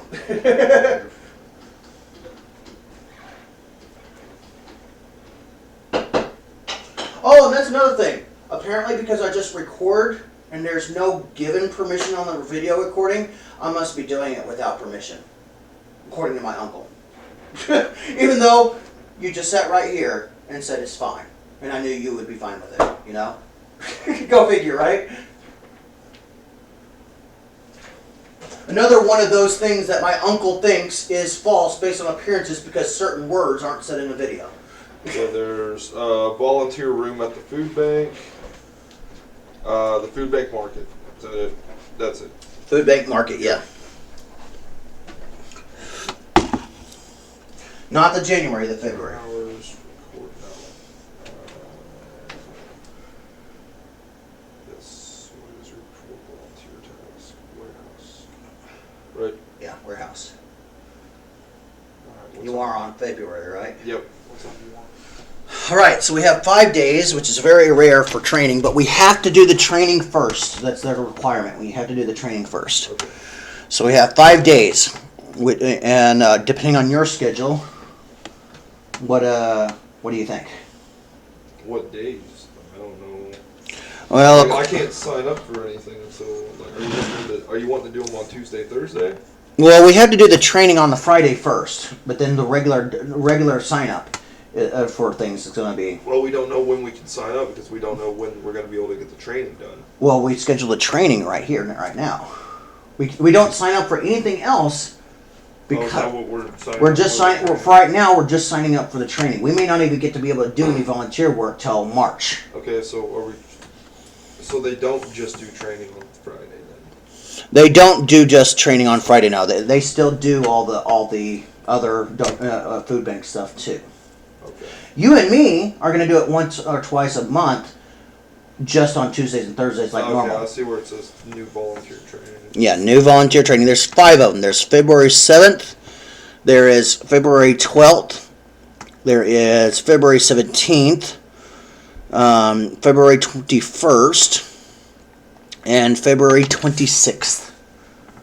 We probably don't want February 26th because that's when we are going to be in Jeff City. And that's a Wednesday, technically. Well, the problem we can't sign up for any of these because I'm not here on Wednesdays. Again, You got to talk to Ebony. I've already talked to Ebony about it. That's what I said earlier. Ebony said she's more than happy to accommodate, but either Tuesday or Thursday is going to be sacrificed to make that happen. I understand that, but this is like something you need to show her because I can't I don't. She told me just to get back to her with a date. Okay. I had to work it out with you and get back to her with a date. That's fine. And she would drop Tuesday or Thursday and move you to that schedule. Okay. For that week, not permanently, just for that week. Okay.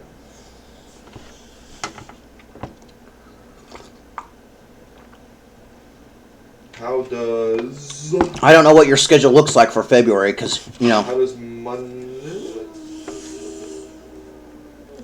Wednesday, February 12th?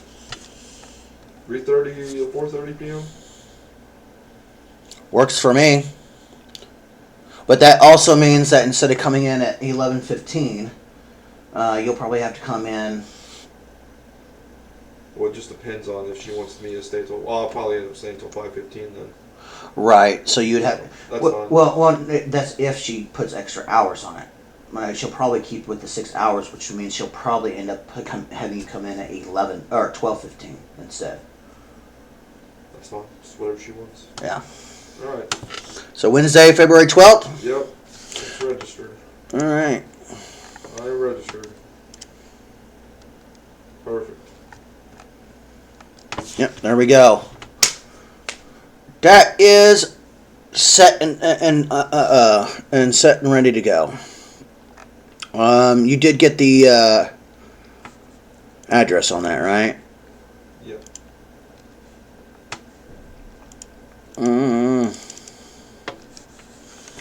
Email.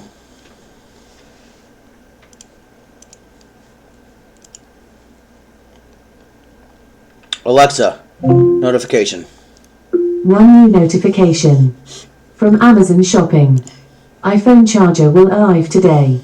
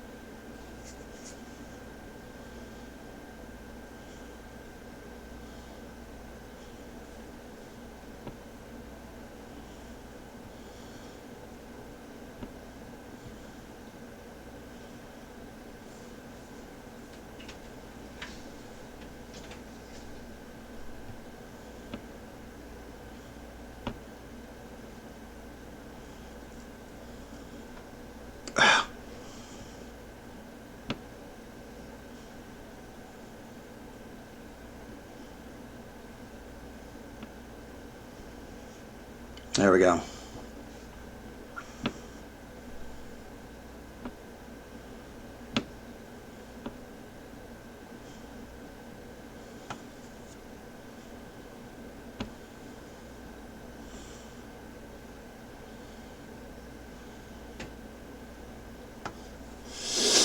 All right.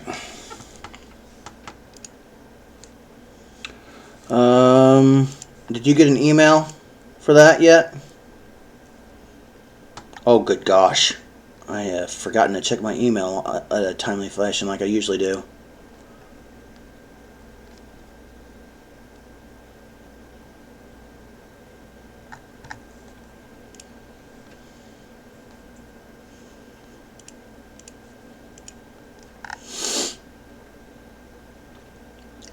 Hey, look at that. My friend Jose gets copies of the book. Copies of my 2 copies of my book that I sent him. Yeah. They're on their way. It's really nice. A lot quicker than here in the U.S. Let me tell you. I don't even think they still even managed to bring it to me yet. Yeah. See, it still says it's in Kansas City. I'm not even sure how that is even possible. And it's been saying it's in Kansas City since January 15th. Yeah. Not sure how that works, you know.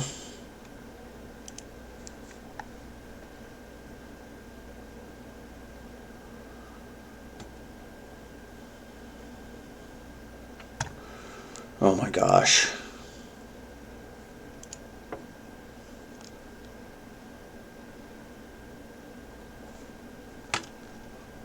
Huh, 7 hours ago. What lies ahead of you today? Brace yourself for troublemakers, Curtis. Find peace within yourself and let chaotic energies pass you by. You dang straight, Jaden, the Columbia Church of Christ, and even my uncle are all troublemakers in my book because they chose ghosting over talking.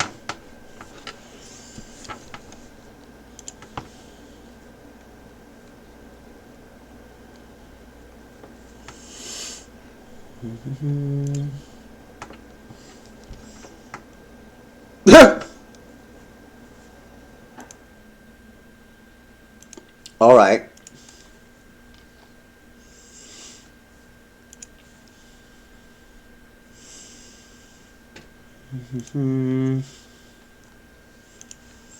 These new girls are in town are ready to make the first move. Don't keep them waiting. You know how I actually resort that in email? I call reported spam and say no. Because it says block, but I don't really want to block them because I want to find every ounce of their emails and report it to spam and then later report it to phishing. what better way to stop it from happening, you know? Yeah. Not just for myself, but other people.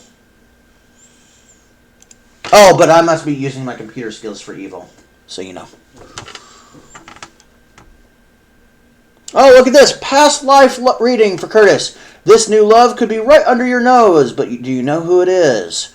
Finally, this may open up the next chapter of possibilities of what may happen to you soon and who this person is. Someone's trying to control you!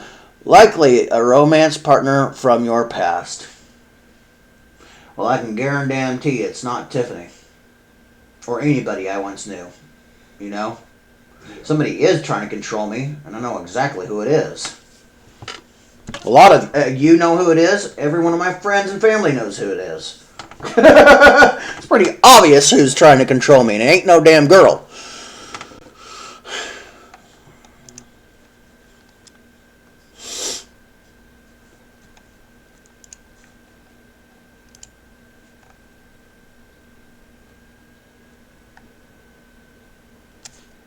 Oh, crap. Oh, crap. So I got to get a hold of Jose because he still has the original bill for $104 that I had to pay to him. I only had to pay like $67, $68 to him for it. Mm-hmm. But I already paid him, and apparently he forgot to cancel the bill for PayPal. So I just got the reminder for that, you know. Mm-hmm. So I got to message him. Oh, get this. Someone is not telling you the truth.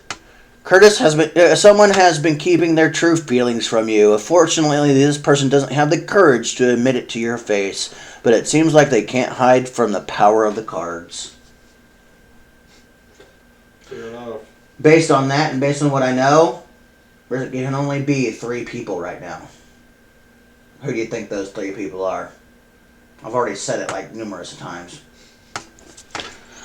Oh, but I must be secretive. I must be manipulative. I must be hiding things. Does it sound like I'm those when I openly say crap like this? I didn't think so.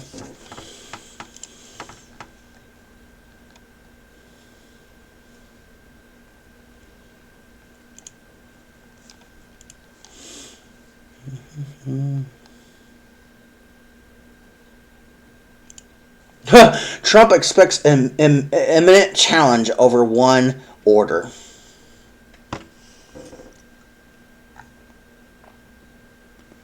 All right. I expected it's going to be hell on earth for a while. All right. Food bank market. I got the email. Did you get the email? I did. All right. So 705 Business Loop West. Right? Is that the same one you got? I will double check now. So, yep. All right. All right. Well, that's where we have to start is the new training, and then we can actually schedule our volunteer work. I figured that for both of us, that may not even happen until March. You know? Yeah. This is a massive coordination between you, me, and Ebony to make all this happen. So, based on the day we've chosen, you and me probably won't be able to do this till March.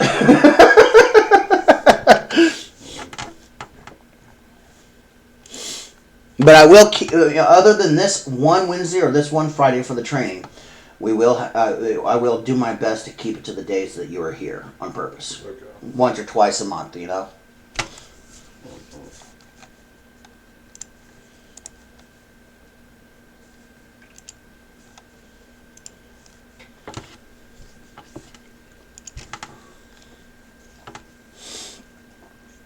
Okay, so I started writing this last night. Well, I started technically writing it, early, 8 a.m. yesterday morning when all this Trump inauguration was going on.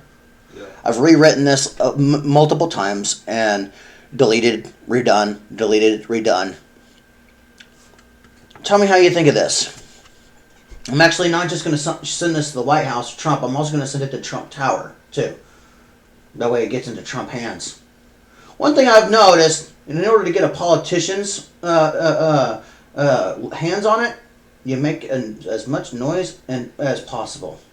Means spam the hell out of people. So, it says Mars and power source that can save lives. Think that's a good subject line? Yeah. Said, hello, my name is Curtis L.O. Herbold. I need to get this into President Trump's hands. He said he wanted to start putting people on Mars, and I welcome it. But I have a power source that has potentially great potential that could change the need and requirements to spend millions of dollars on a nuke facility or even a vast solar network. Out of all day of writing, and redoing, that's what I've gotten. After about 12 hours worth of work, that's what I came up with so far. How does that sound for an official letter? So who are you sending this to? Trying to get it in Trump's hands. Okay.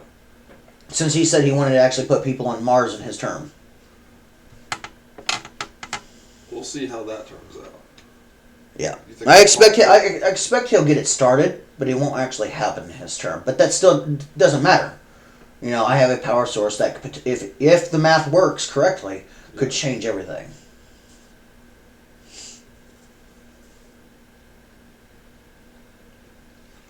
I feel like it's too informal.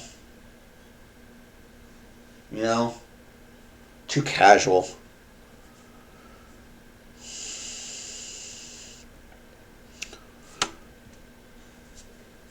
I mean, how do you go about, whether Trump was president or not, how do you go about emailing somebody like that? I don't even know. I mean, don't get me wrong, I can use like 6 or 7 emails and it will get in the hands of Trump, guaranteed. Yeah. But how do you write a letter to a guy like Trump? I've never written a letter to Trump, so I wouldn't know. Well, it doesn't necessarily have to be Trump. It just has to be, other politicians, I guess you could say, or other people of power like that, Yeah. Like, I have some people I've messaged and became friends with, but I don't, they saw me through my TikTok or my creative endeavors, Yeah. And that's how we connected. But how do you, I mean, they're the ones that messaged me first, technically, too, Yeah. But how do you go about writing a letter in that same fashion to somebody you've never talked to that works in the same industry? I couldn't even tell you. I have no idea.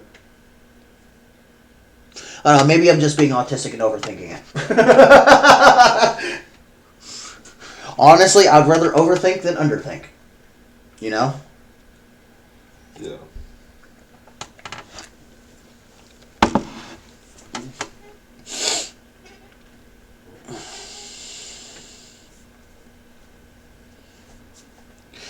Do you think if I sent my YouTube video for this, that Trump would watch it? Especially if I word it like that? I think that one of the people, obviously he's not going to be the first person to see it. Obviously, he's not going to be the first person, but... I think... But, if he was to get it, and would he watch it? After it was validated and everything? I think so, yeah, if it got to him. Oh no, I'll have to bring up my video that I made for the invention idea and show it to you later. See what you think. See what I think. Yeah.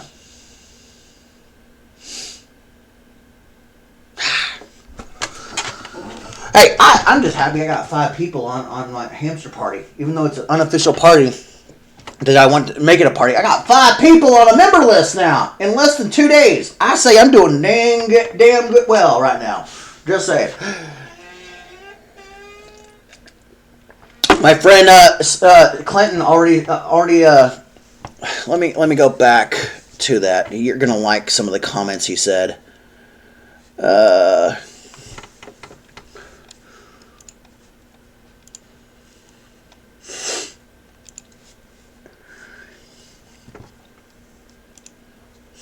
So, Clinton actually made these jokes. You're gonna love this. The first thing he said is, "We, the members of the Hamster Party, demand more crackers and cheese." LOL. And then I added in, "Don't forget the wheels." What do you think? And then he says, "We, the people of the Hamster Party, declared that we do not like cats either." And then he says, "We need to make a little, our own little declaration of independence and stuff." And then he says, "We the hamsters, we the hamsters of the Hamster Republic, do solemnly sweat to protect all hamsters." I'm pretty sure he meant swear to protect all hamsters. Yeah.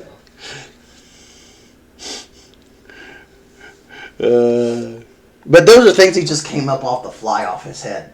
He's super creative too, if you can't tell. Yeah. You see how I connect really well with creative people the most? Yeah. It's the reason how I know me and Jaden could be great friends, because it's that kind of quick, quirky, funny humor of creativity that she has, like I and so many other of my friends have.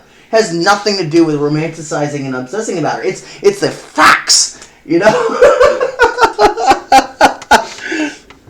If it works out to be dating and more, then great. If not, I just have a really creative friend. Just like Clinton Smith and so many others, you know? Yeah.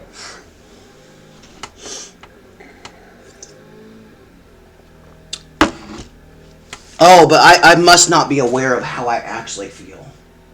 Or what I'm actually doing wrong. But yeah, I'm the one willing to sit down and talk, and they're not. Who's really doing it wrong whenever I'm the one willing to sit down and talk? Answer that.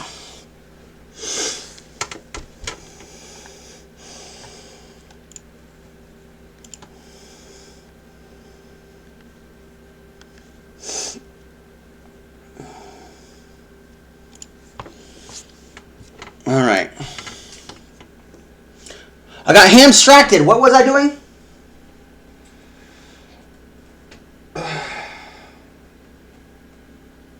Hold on. You must have got hamstracted too. Yeah, because I was. Hey, the hamsters will do that to us. We will get hamstracted. Just saying. I mean, come on. You can't. You have to admit, it's a political party that shows humor, but it's also we take it serious too at the same time. You know. Yeah. We, instead of making it all, oh, we gotta be serious, we make it fun serious. I mean, come on. You know, what better way to do politics than the way it currently is right now, you know? Yeah.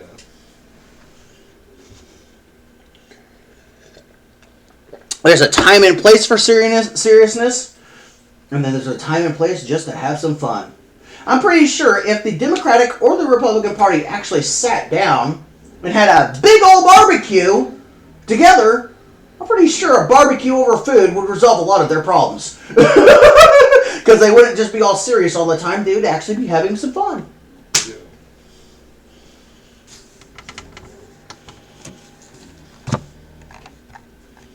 And honestly, I'm a firm believer. Food fixes pretty much almost everything. Yeah, I agree with that. Food does pretty much fix everything. It really does. If you don't like food, there's something wrong with you.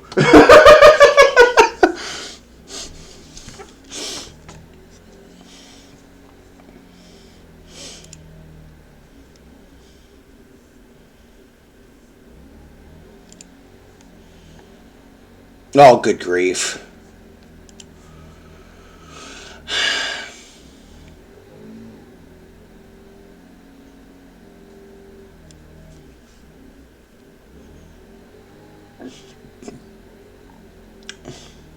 July 13th, the day Donald Trump was shot in Pennsylvania, feels like a lifetime ago.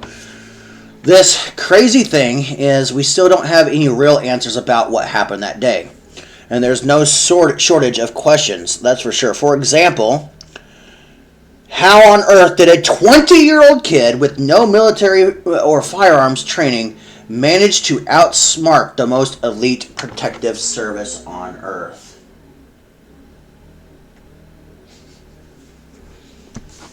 Was he really working alone? No. Exactly, he wasn't working alone. Why was his house professionally scrubbed before investigators got there? If he wasn't working alone, why was his house scrubbed? And why the heck was he in a TV commercial for BlackRock Financial, the world's largest money management firm and major promoter to the radical left-wing agenda?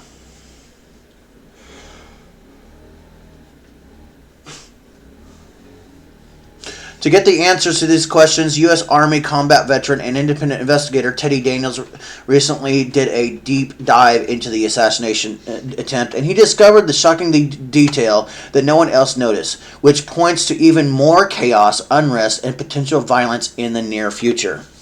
In fact, after uncovering this detail, he's now warning his readers the next few months could be the most dangerous period in U.S. history, which is why he just released this video exposing exactly what he found and what he believes could soon be in a national emergency that would make the pandemic seem like a minor inconvenience. All right, let's just see what he's got, you know?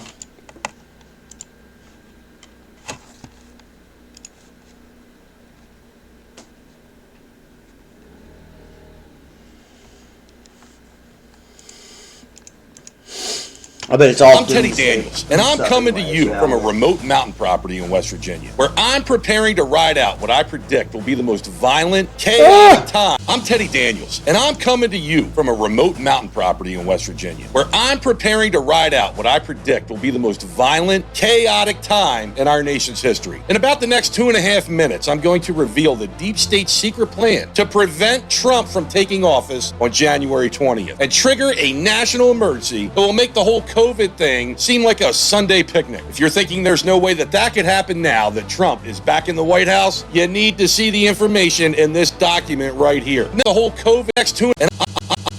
I'm Teddy Daniels, and I'm coming to you from a remote mountain property in West Virginia, where I'm preparing to ride out what I predict will be the most violent, chaotic time in our nation's history. In about the next 2.5 minutes, I'm going to reveal the deep state's secret plan to prevent Trump from taking office on January 20th and trigger a national emergency that will make the whole COVID thing seem like a Sunday picnic. If you're thinking there's no way that could happen now that Trump is back in the White House, you need to see the information in this document right here. 99.9% of Americans have never heard of this document. It was written by the Department of Defense, and it contains intel I believe will play a critical role in the coming months. I'll show you exactly what's inside in just a minute, because I predict the moment the deep state executes their plan, we'll see certain parts of the government going rogue and defying presidential authority, creating an environment where Americans have no idea who they can trust, where no one knows who's really in charge of what, and it's every man or woman for themselves. Ultimately, this could lead to violent riots in America's streets, widespread theft and looting, and even the collapse of our supply chains and infrastructure. That's why I'm going to show you 3 steps you need to take now to protect your family. Because while most Americans are thinking everything's going to calm down post-election, the truth is the real fireworks haven't even started yet. And we may only have a narrow window of time to prepare. Unfortunately, most Americans will ignore the warning signs and hope everything will be okay, especially since Trump won the election in a landslide. Now look, folks, I get it. I'm a conservative guy and a huge Trump supporter. Having met him in person and worked on his 2024 campaign, I was rooting for him all the way. And like you, I breathed a huge sigh of relief when he won. So it's tempting to think we're out of the woods. After all, in past elections,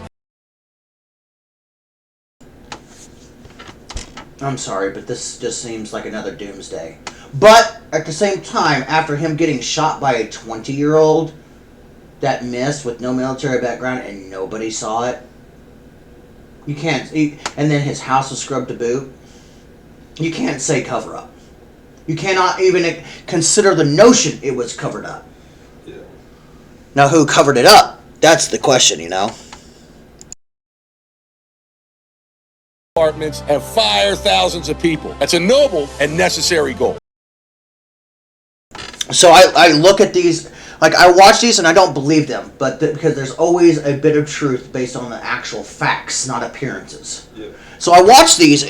You know, part of the hamster party is discerning the facts from fiction. You know, I do, and so I look at all the evidence, both unfiction or both facts and both fiction, and I come up with the actual true story in all of this.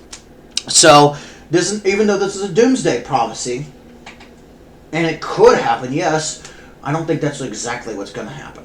Yeah. That's where I come in and actually look at it from a different, outside, autistic perspective.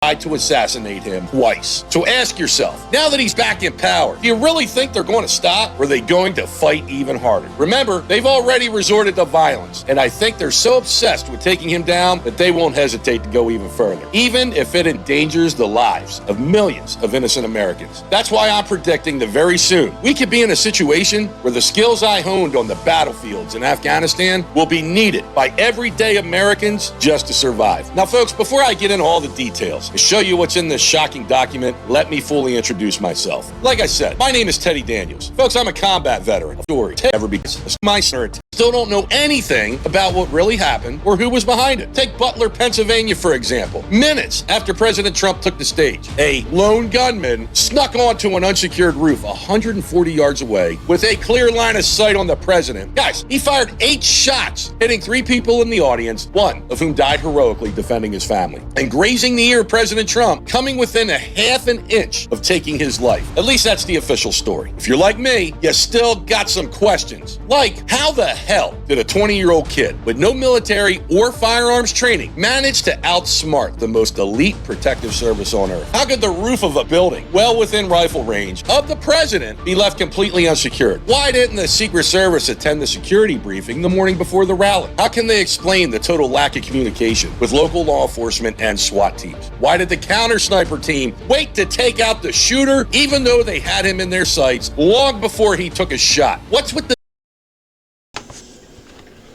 Perfect example of how talking or not talking and not doing a damn thing causes problems, chaos, and war and despair. Everybody knew that the damn 20-year-old was on the roof. Even the snipers knew. And they sat there and let it happen because of no communication. And the church that thinks that what they're doing to me is okay? They might as well be taking a gun and shooting me like the 20-year-old did. This is why talking matters.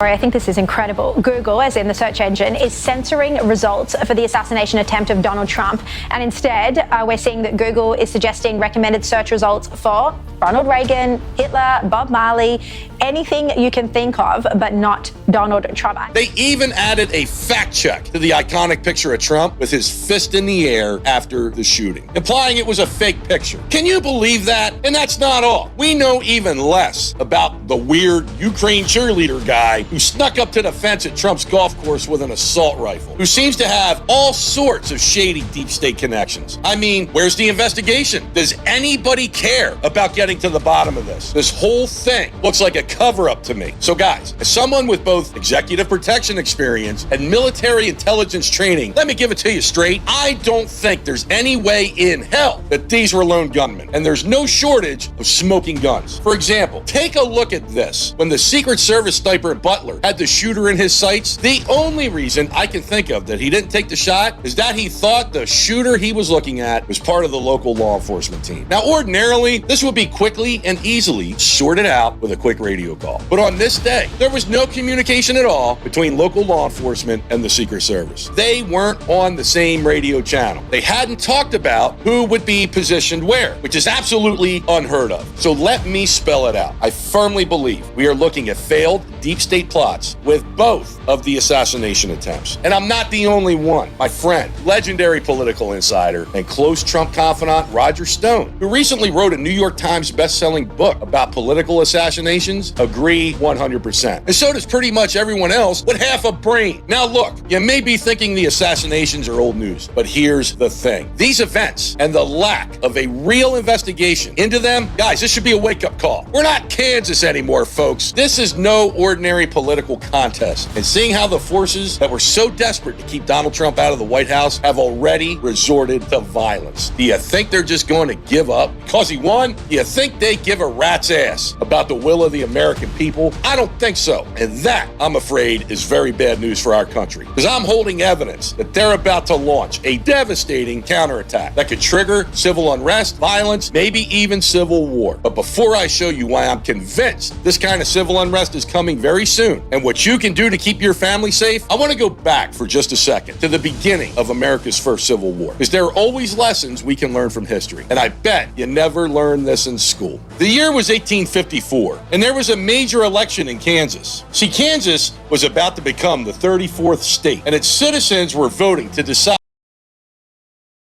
whether Kansas would be a slave state or a free state. Now, this was a big deal because whichever way they voted, it would tip the balance at the national level. Oh, and by the way, it was the Republican Party that wanted to end slavery. So next time some low IQ Democrat says Republicans are racist, you might want to share this story with them. Anyway, both sides started sending in thousands of people from out of state to try to swing the vote. There were so many shenanigans that both sides said that the election was fraudulent. They won't accept the results. Tensions are running high. And then, on a chilly October evening, one of the pro-slavery Democrats gets caught trespassing on the farm of an anti-slavery Republican. And the Republican shoots him dead. The violence starts to spread. And pretty soon, the whole state becomes a bloody battleground. Guns are getting shipped in by the thousands. Whole towns are burning. Regular people are picking sides and joining militias and fighting to the death in the streets of their hometowns. Meanwhile, in Washington, D.C., a Republican senator named Charles Sumner was giving a speech against slavery in the Capitol. And out of nowhere, a Democrat rushes the floor and beats the hell out of Sumner with a wooden cane. He damn near killed the guy on the floor of the U.S. Senate. Meanwhile, back in Kansas, people were dying in the streets. Countless farms and buildings were burned and looted.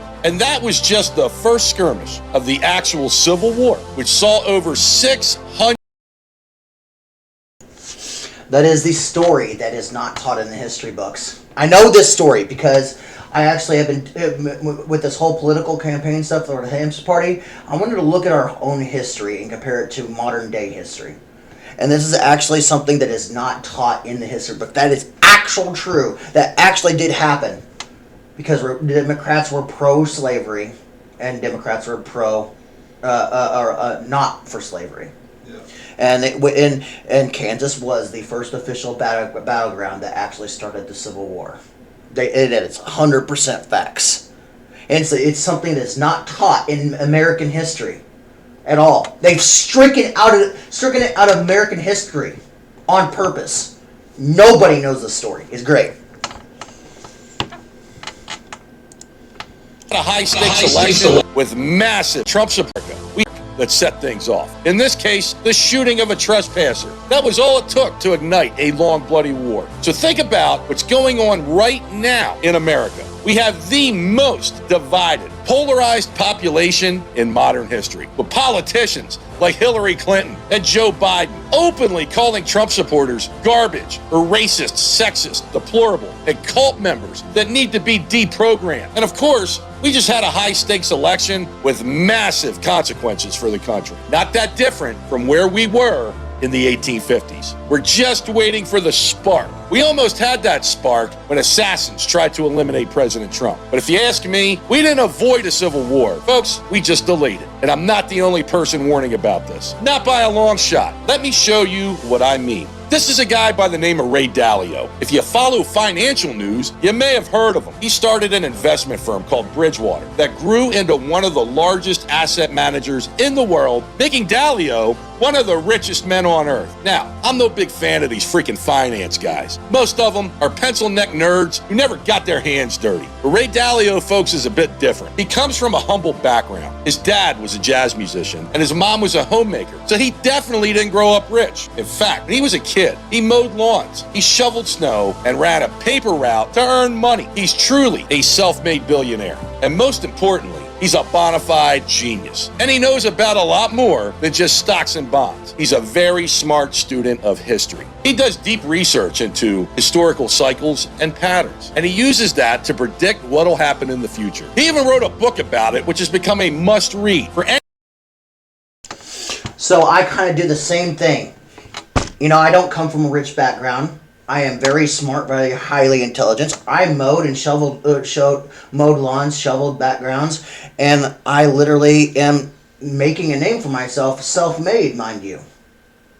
I have all the same qualities as this big business guy that self-made himself into the biggest financial industry ever. I'm not the only one that's capable. You just gotta be willing to put yourself out there to do so. Most just don't, because they have been lied to about American history because of a one thing that actually started the entire Civil War, and it's been stricken from the history books. It could have changed how we looked at politics if they kept it in the history books. What do you think now that you know that little piece of history that I bet you didn't know? I think we're screwed either way, honestly. Well, come on. This all started because a Republican shot a Democrat on a field because the Democrat was trespassing. That was the spark that ignited the Civil War, which almost happened when Trump got shot. History is repeating itself. I'm not a big person on doomsayers, but that little bit of a history lesson is, in fact, facts. And we almost had another Civil War. I didn't even need to watch this to know that if Trump got shot that day, or when he was, or whenever the second time for the second assassination had been working, we would be in a civil war right now based on our own human history of a piece of evidence that happened in Kansas in the 1800s. That's never taught in the history books. And you know how I know that? Oh. The Hamster Party. I wanted to make sure I knew the American history, both the ones that are in the actual books and the ones that were stricken from record that is just found on the web from people who have actually lived it. Come on, the most best source other than educational books is people who actually lived it. When you think about it, that is smart. Not just using at face value what things look like. Actually getting the sources straight from the people who have posted that on the web. Best sources of information you could have.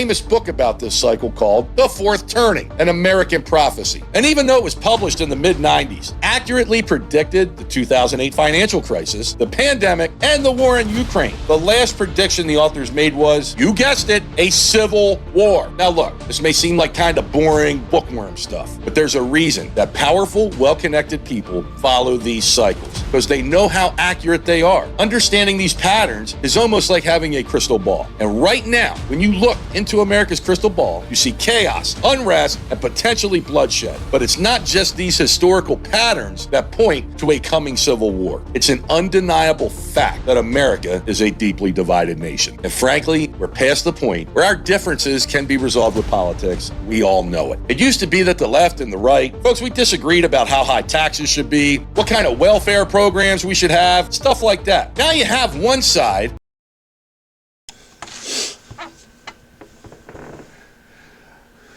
I'm preparing. See, I saw this before this video came out. I saw a civil war coming. I done based on everything I predicted before this video was even made 2 years ago when I came up with the Hamster Party. I saw a civil war coming. I could see it. As much as people try to deny it, America is divided, and politics just don't resolve things anymore. So, the Hamster Party was born. Because here's the way I see it.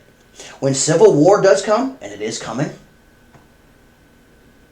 it's going to be, the ruling is no longer going to be Democrats and Republicans.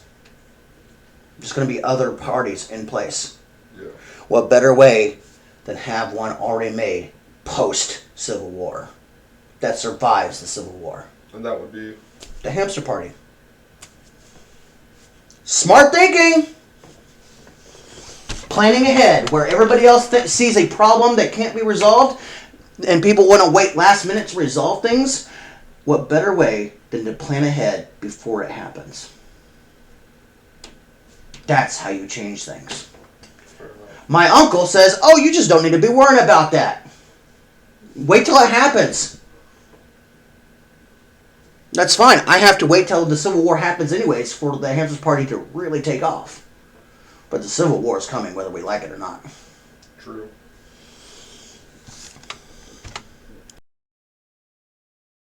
A major crisis is coming. The global elites implant the idea in advance through movies, books, and TV. Sounds crazy, but there are tons of examples of this in real life. It happened with COVID. It happened with 9/11. Some people even think it happened with the Trump shooting too. And look, maybe it's all just random, but frankly, I don't think it's a coincidence that there was just a major motion picture about a second civil war. And it's definitely no coincidence that a top Democrat congressman, Jamie Raskin, said out loud that a civil war could be coming. And we need bodyguards for everybody in civil war conditions. Folks, for a sitting U.S. congressman to say something like that, it's unheard of. And that's not all. The deep state appears to be making its own preparations for this conflict, which brings me back to this document. Now look, what I'm about to share with you is a genuine, dark secret of the U.S. government. They do not want you to know about this. It's called Department of Defense Directive 5240.01. It applies to the military, and it was written by the top brass at the Pentagon, directed by the Biden administration. It was quietly published just a couple of months ago, and what it says should send chills down your spine. Now, it's written in complicated legalese, but right here on page 13, it actually gives the military permission to use lethal force against U.S. citizens inside the United States. Guys, it's impossible to overstate how insane this is. For the last 150 years, we had a law called Posse Comitatus,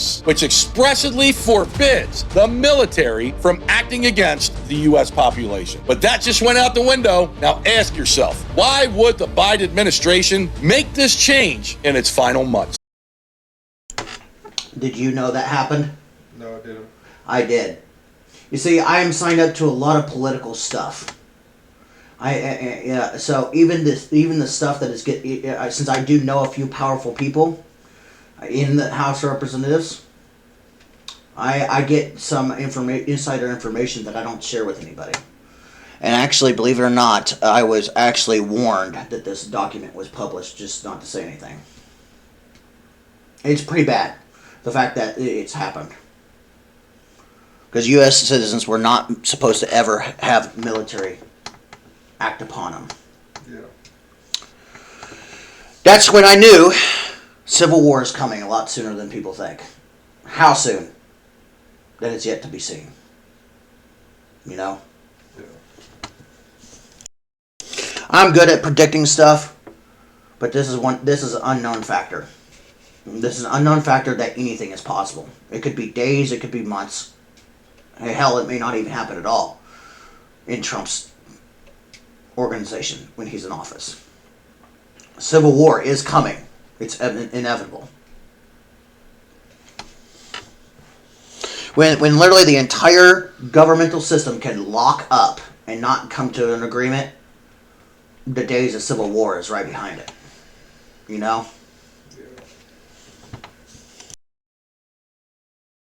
now while you still have time to prepare. Because make no mistake, you're caught unprepared by a civil war, you and your family will suffer. And there's a good chance you will not survive. I know you think that could never happen here, especially after Trump won, but all the ingredients are there, and it's a recipe for disaster. But there's some good news too. Although we may not be able to stop it from happening, if you're well prepared, if you understand what's coming, you have a plan to keep your family out of harm's way, drastically improve your odds of survival. The thing is, this may be the only warning you get. Barbara Walter, a political scientist who studies. I am done with that garbage, because most of it in that thing is absolute garbage. It's mostly just clickbait. But he did actually say some truth. What's that? That document being passed quietly did in fact happen. The U.S. military does in fact have permission to use weapons against U.S. citizens. And nobody knows about it, except very quietly people that know about it. And then on top of that, the history on how the Civil War, the original Civil War in American history started with the shooting of a Republican shooting a Democrat on the farm. Mm-hmm. The story that was stricken from the history books. That's how the Civil War actually started originally. That's how it all started. No, everybody wants to forget that part of history. Everybody wants to believe that Democrats are just the God and Savior. But the thing is, Democrats has been against this country since pretty much day one. When you actually look at the history, the actual history. Yeah, once you actually get to the nitty gritty of it, I mean. As much as I hate it, Civil War is coming. What you think the dude literally says that you need to work on protecting you and your family. No, you need to be protecting yourself. You can't even protect your family from this. As much as you try, when this breaks out, you're on your own. Family won't be there because they probably won't even be able to get to you when this breaks out. You think I've been sitting on my ass just doing nothing? No. I haven't. I've been preparing for the Civil War day that is coming in various different ways. The very thing that has caused this to happen is no talking and no compromise between the Republicans and the Senate. Republicans and Democrats, basically. And this all started with no talking and no compromise that started the original Civil War in Kansas. They didn't talk and compromise then, and it sparked the Civil War. They can't seem to talk and compromise now, just as it was before. Do the math, Avery. If I can literally see all of this history, more than my own uncle, more than the Columbia Church of Christ, and I fight so hard for talking and communication because I know what's coming, do you really think it's all about Jaden like the church and my uncle thinks it is? Of course not. And that is their failing. Because sadly, I have to say,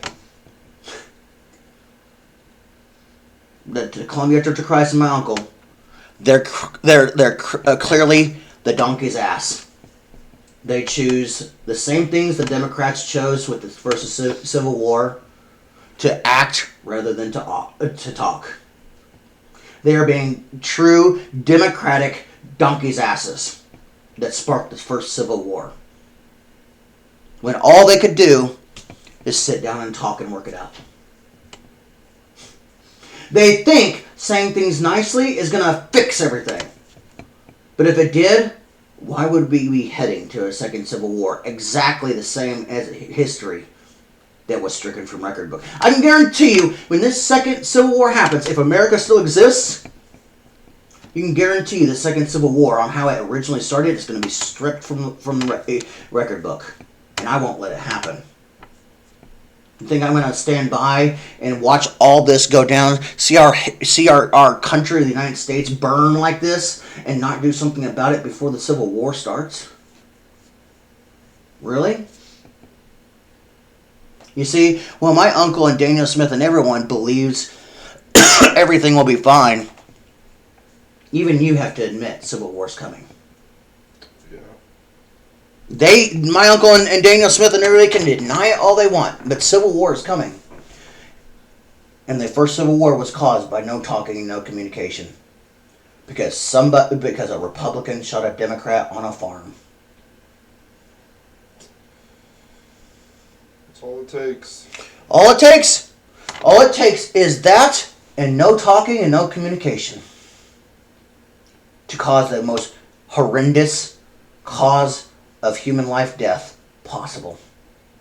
So when I look at the Columbia Church of Christ and I see them not unwilling to talk and communicate, I don't just see myself, I don't just see them, I see every single American that's about to endure a second Civil War sometime in the near future. Because whether we like it or not, it's coming. When the Democrats and the Republicans stopped trying to communicate and stopped trying to work things out properly, that was the first sign I noticed that it's going to take a spark, just like the Republican shooting the Democrat on the farm. That's all it's going to take. It's going to take that spark.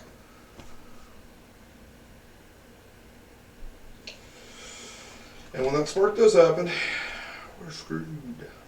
Oh, we're definitely screwed. So I preach on talking and compromising and working it out because my uncle in the church has no idea. I have no idea. All it takes is a spark. Trump could have been that spark if they had succeeded. Thankfully they didn't. We just delayed it.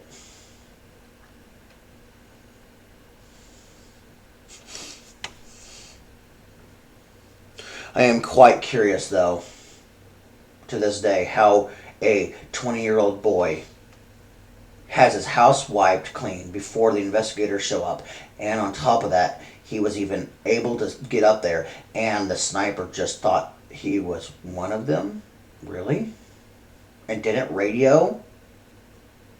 That video didn't need to tell me that. I watched the whole news segments on it. The information is a complete the entire thing is a complete cover-up. I mean, there's no doubt in my mind it was a complete cover-up. And it was staged to produce that spark that caused the original first Civil War. A Democrat, a Republican killing a Democrat on a farm. In this case, it'd be and I truly believe it's a Democrat, and I believe history is repeating itself, but instead of it being a Republican doing the shooting, it's a Democrat doing the shooting. Same thing is happening with the stricken out of the books history that started the Civil War. Except this time the Democrats are doing it instead of the Republicans. And back then, it was just a person trying to protect his farm. Today, it's literally a politicians and no clothes, but a diaper, a binky, and a hat because they want to whine. This is not about American politics. This isn't about Democrat or Republicans. This is about a history of political parties that could not get along that sparked the first Civil War. And they hate each other to a passion and have been since the 1800s. This feud with the Republicans and the Democrats must end for the safety of America and the safety of the world. The hamster party doesn't exist just to sit idly by. I mean, the hamster party may not be an official party, and it honestly may not be and it may have some members on it right now. But the thing is, there's no stopping the Civil War. Democrats and Republicans have gotten to a stage that even politics don't work anymore. And when that happens, The Republican on the farm protecting his land happens all over again. Go figure, right? All right, we got food bank. We got the registration for the event in Jeff City for February 26th. We got so that's 2 of the 5 things. We got the haircut next, as well as the sound. And what was the other one? Do you remember? We'll get the information for the start time and everything. All right. For the thing in Jeff. We signed up for food bank. And then still gotta do the haircut. And what else? I know I need to help fixing the sound. Yeah, that was it. That was it. There's 4 things, not 5. We already did 2. We just got 2 more. All right. Well, then let's go get the haircut done. And no, I'm not going outside. Really? No smile for that? I mean, if you want to go outside, we can, but no. It's 7 degrees. No. In this shorts or in this t-shirt, I think not.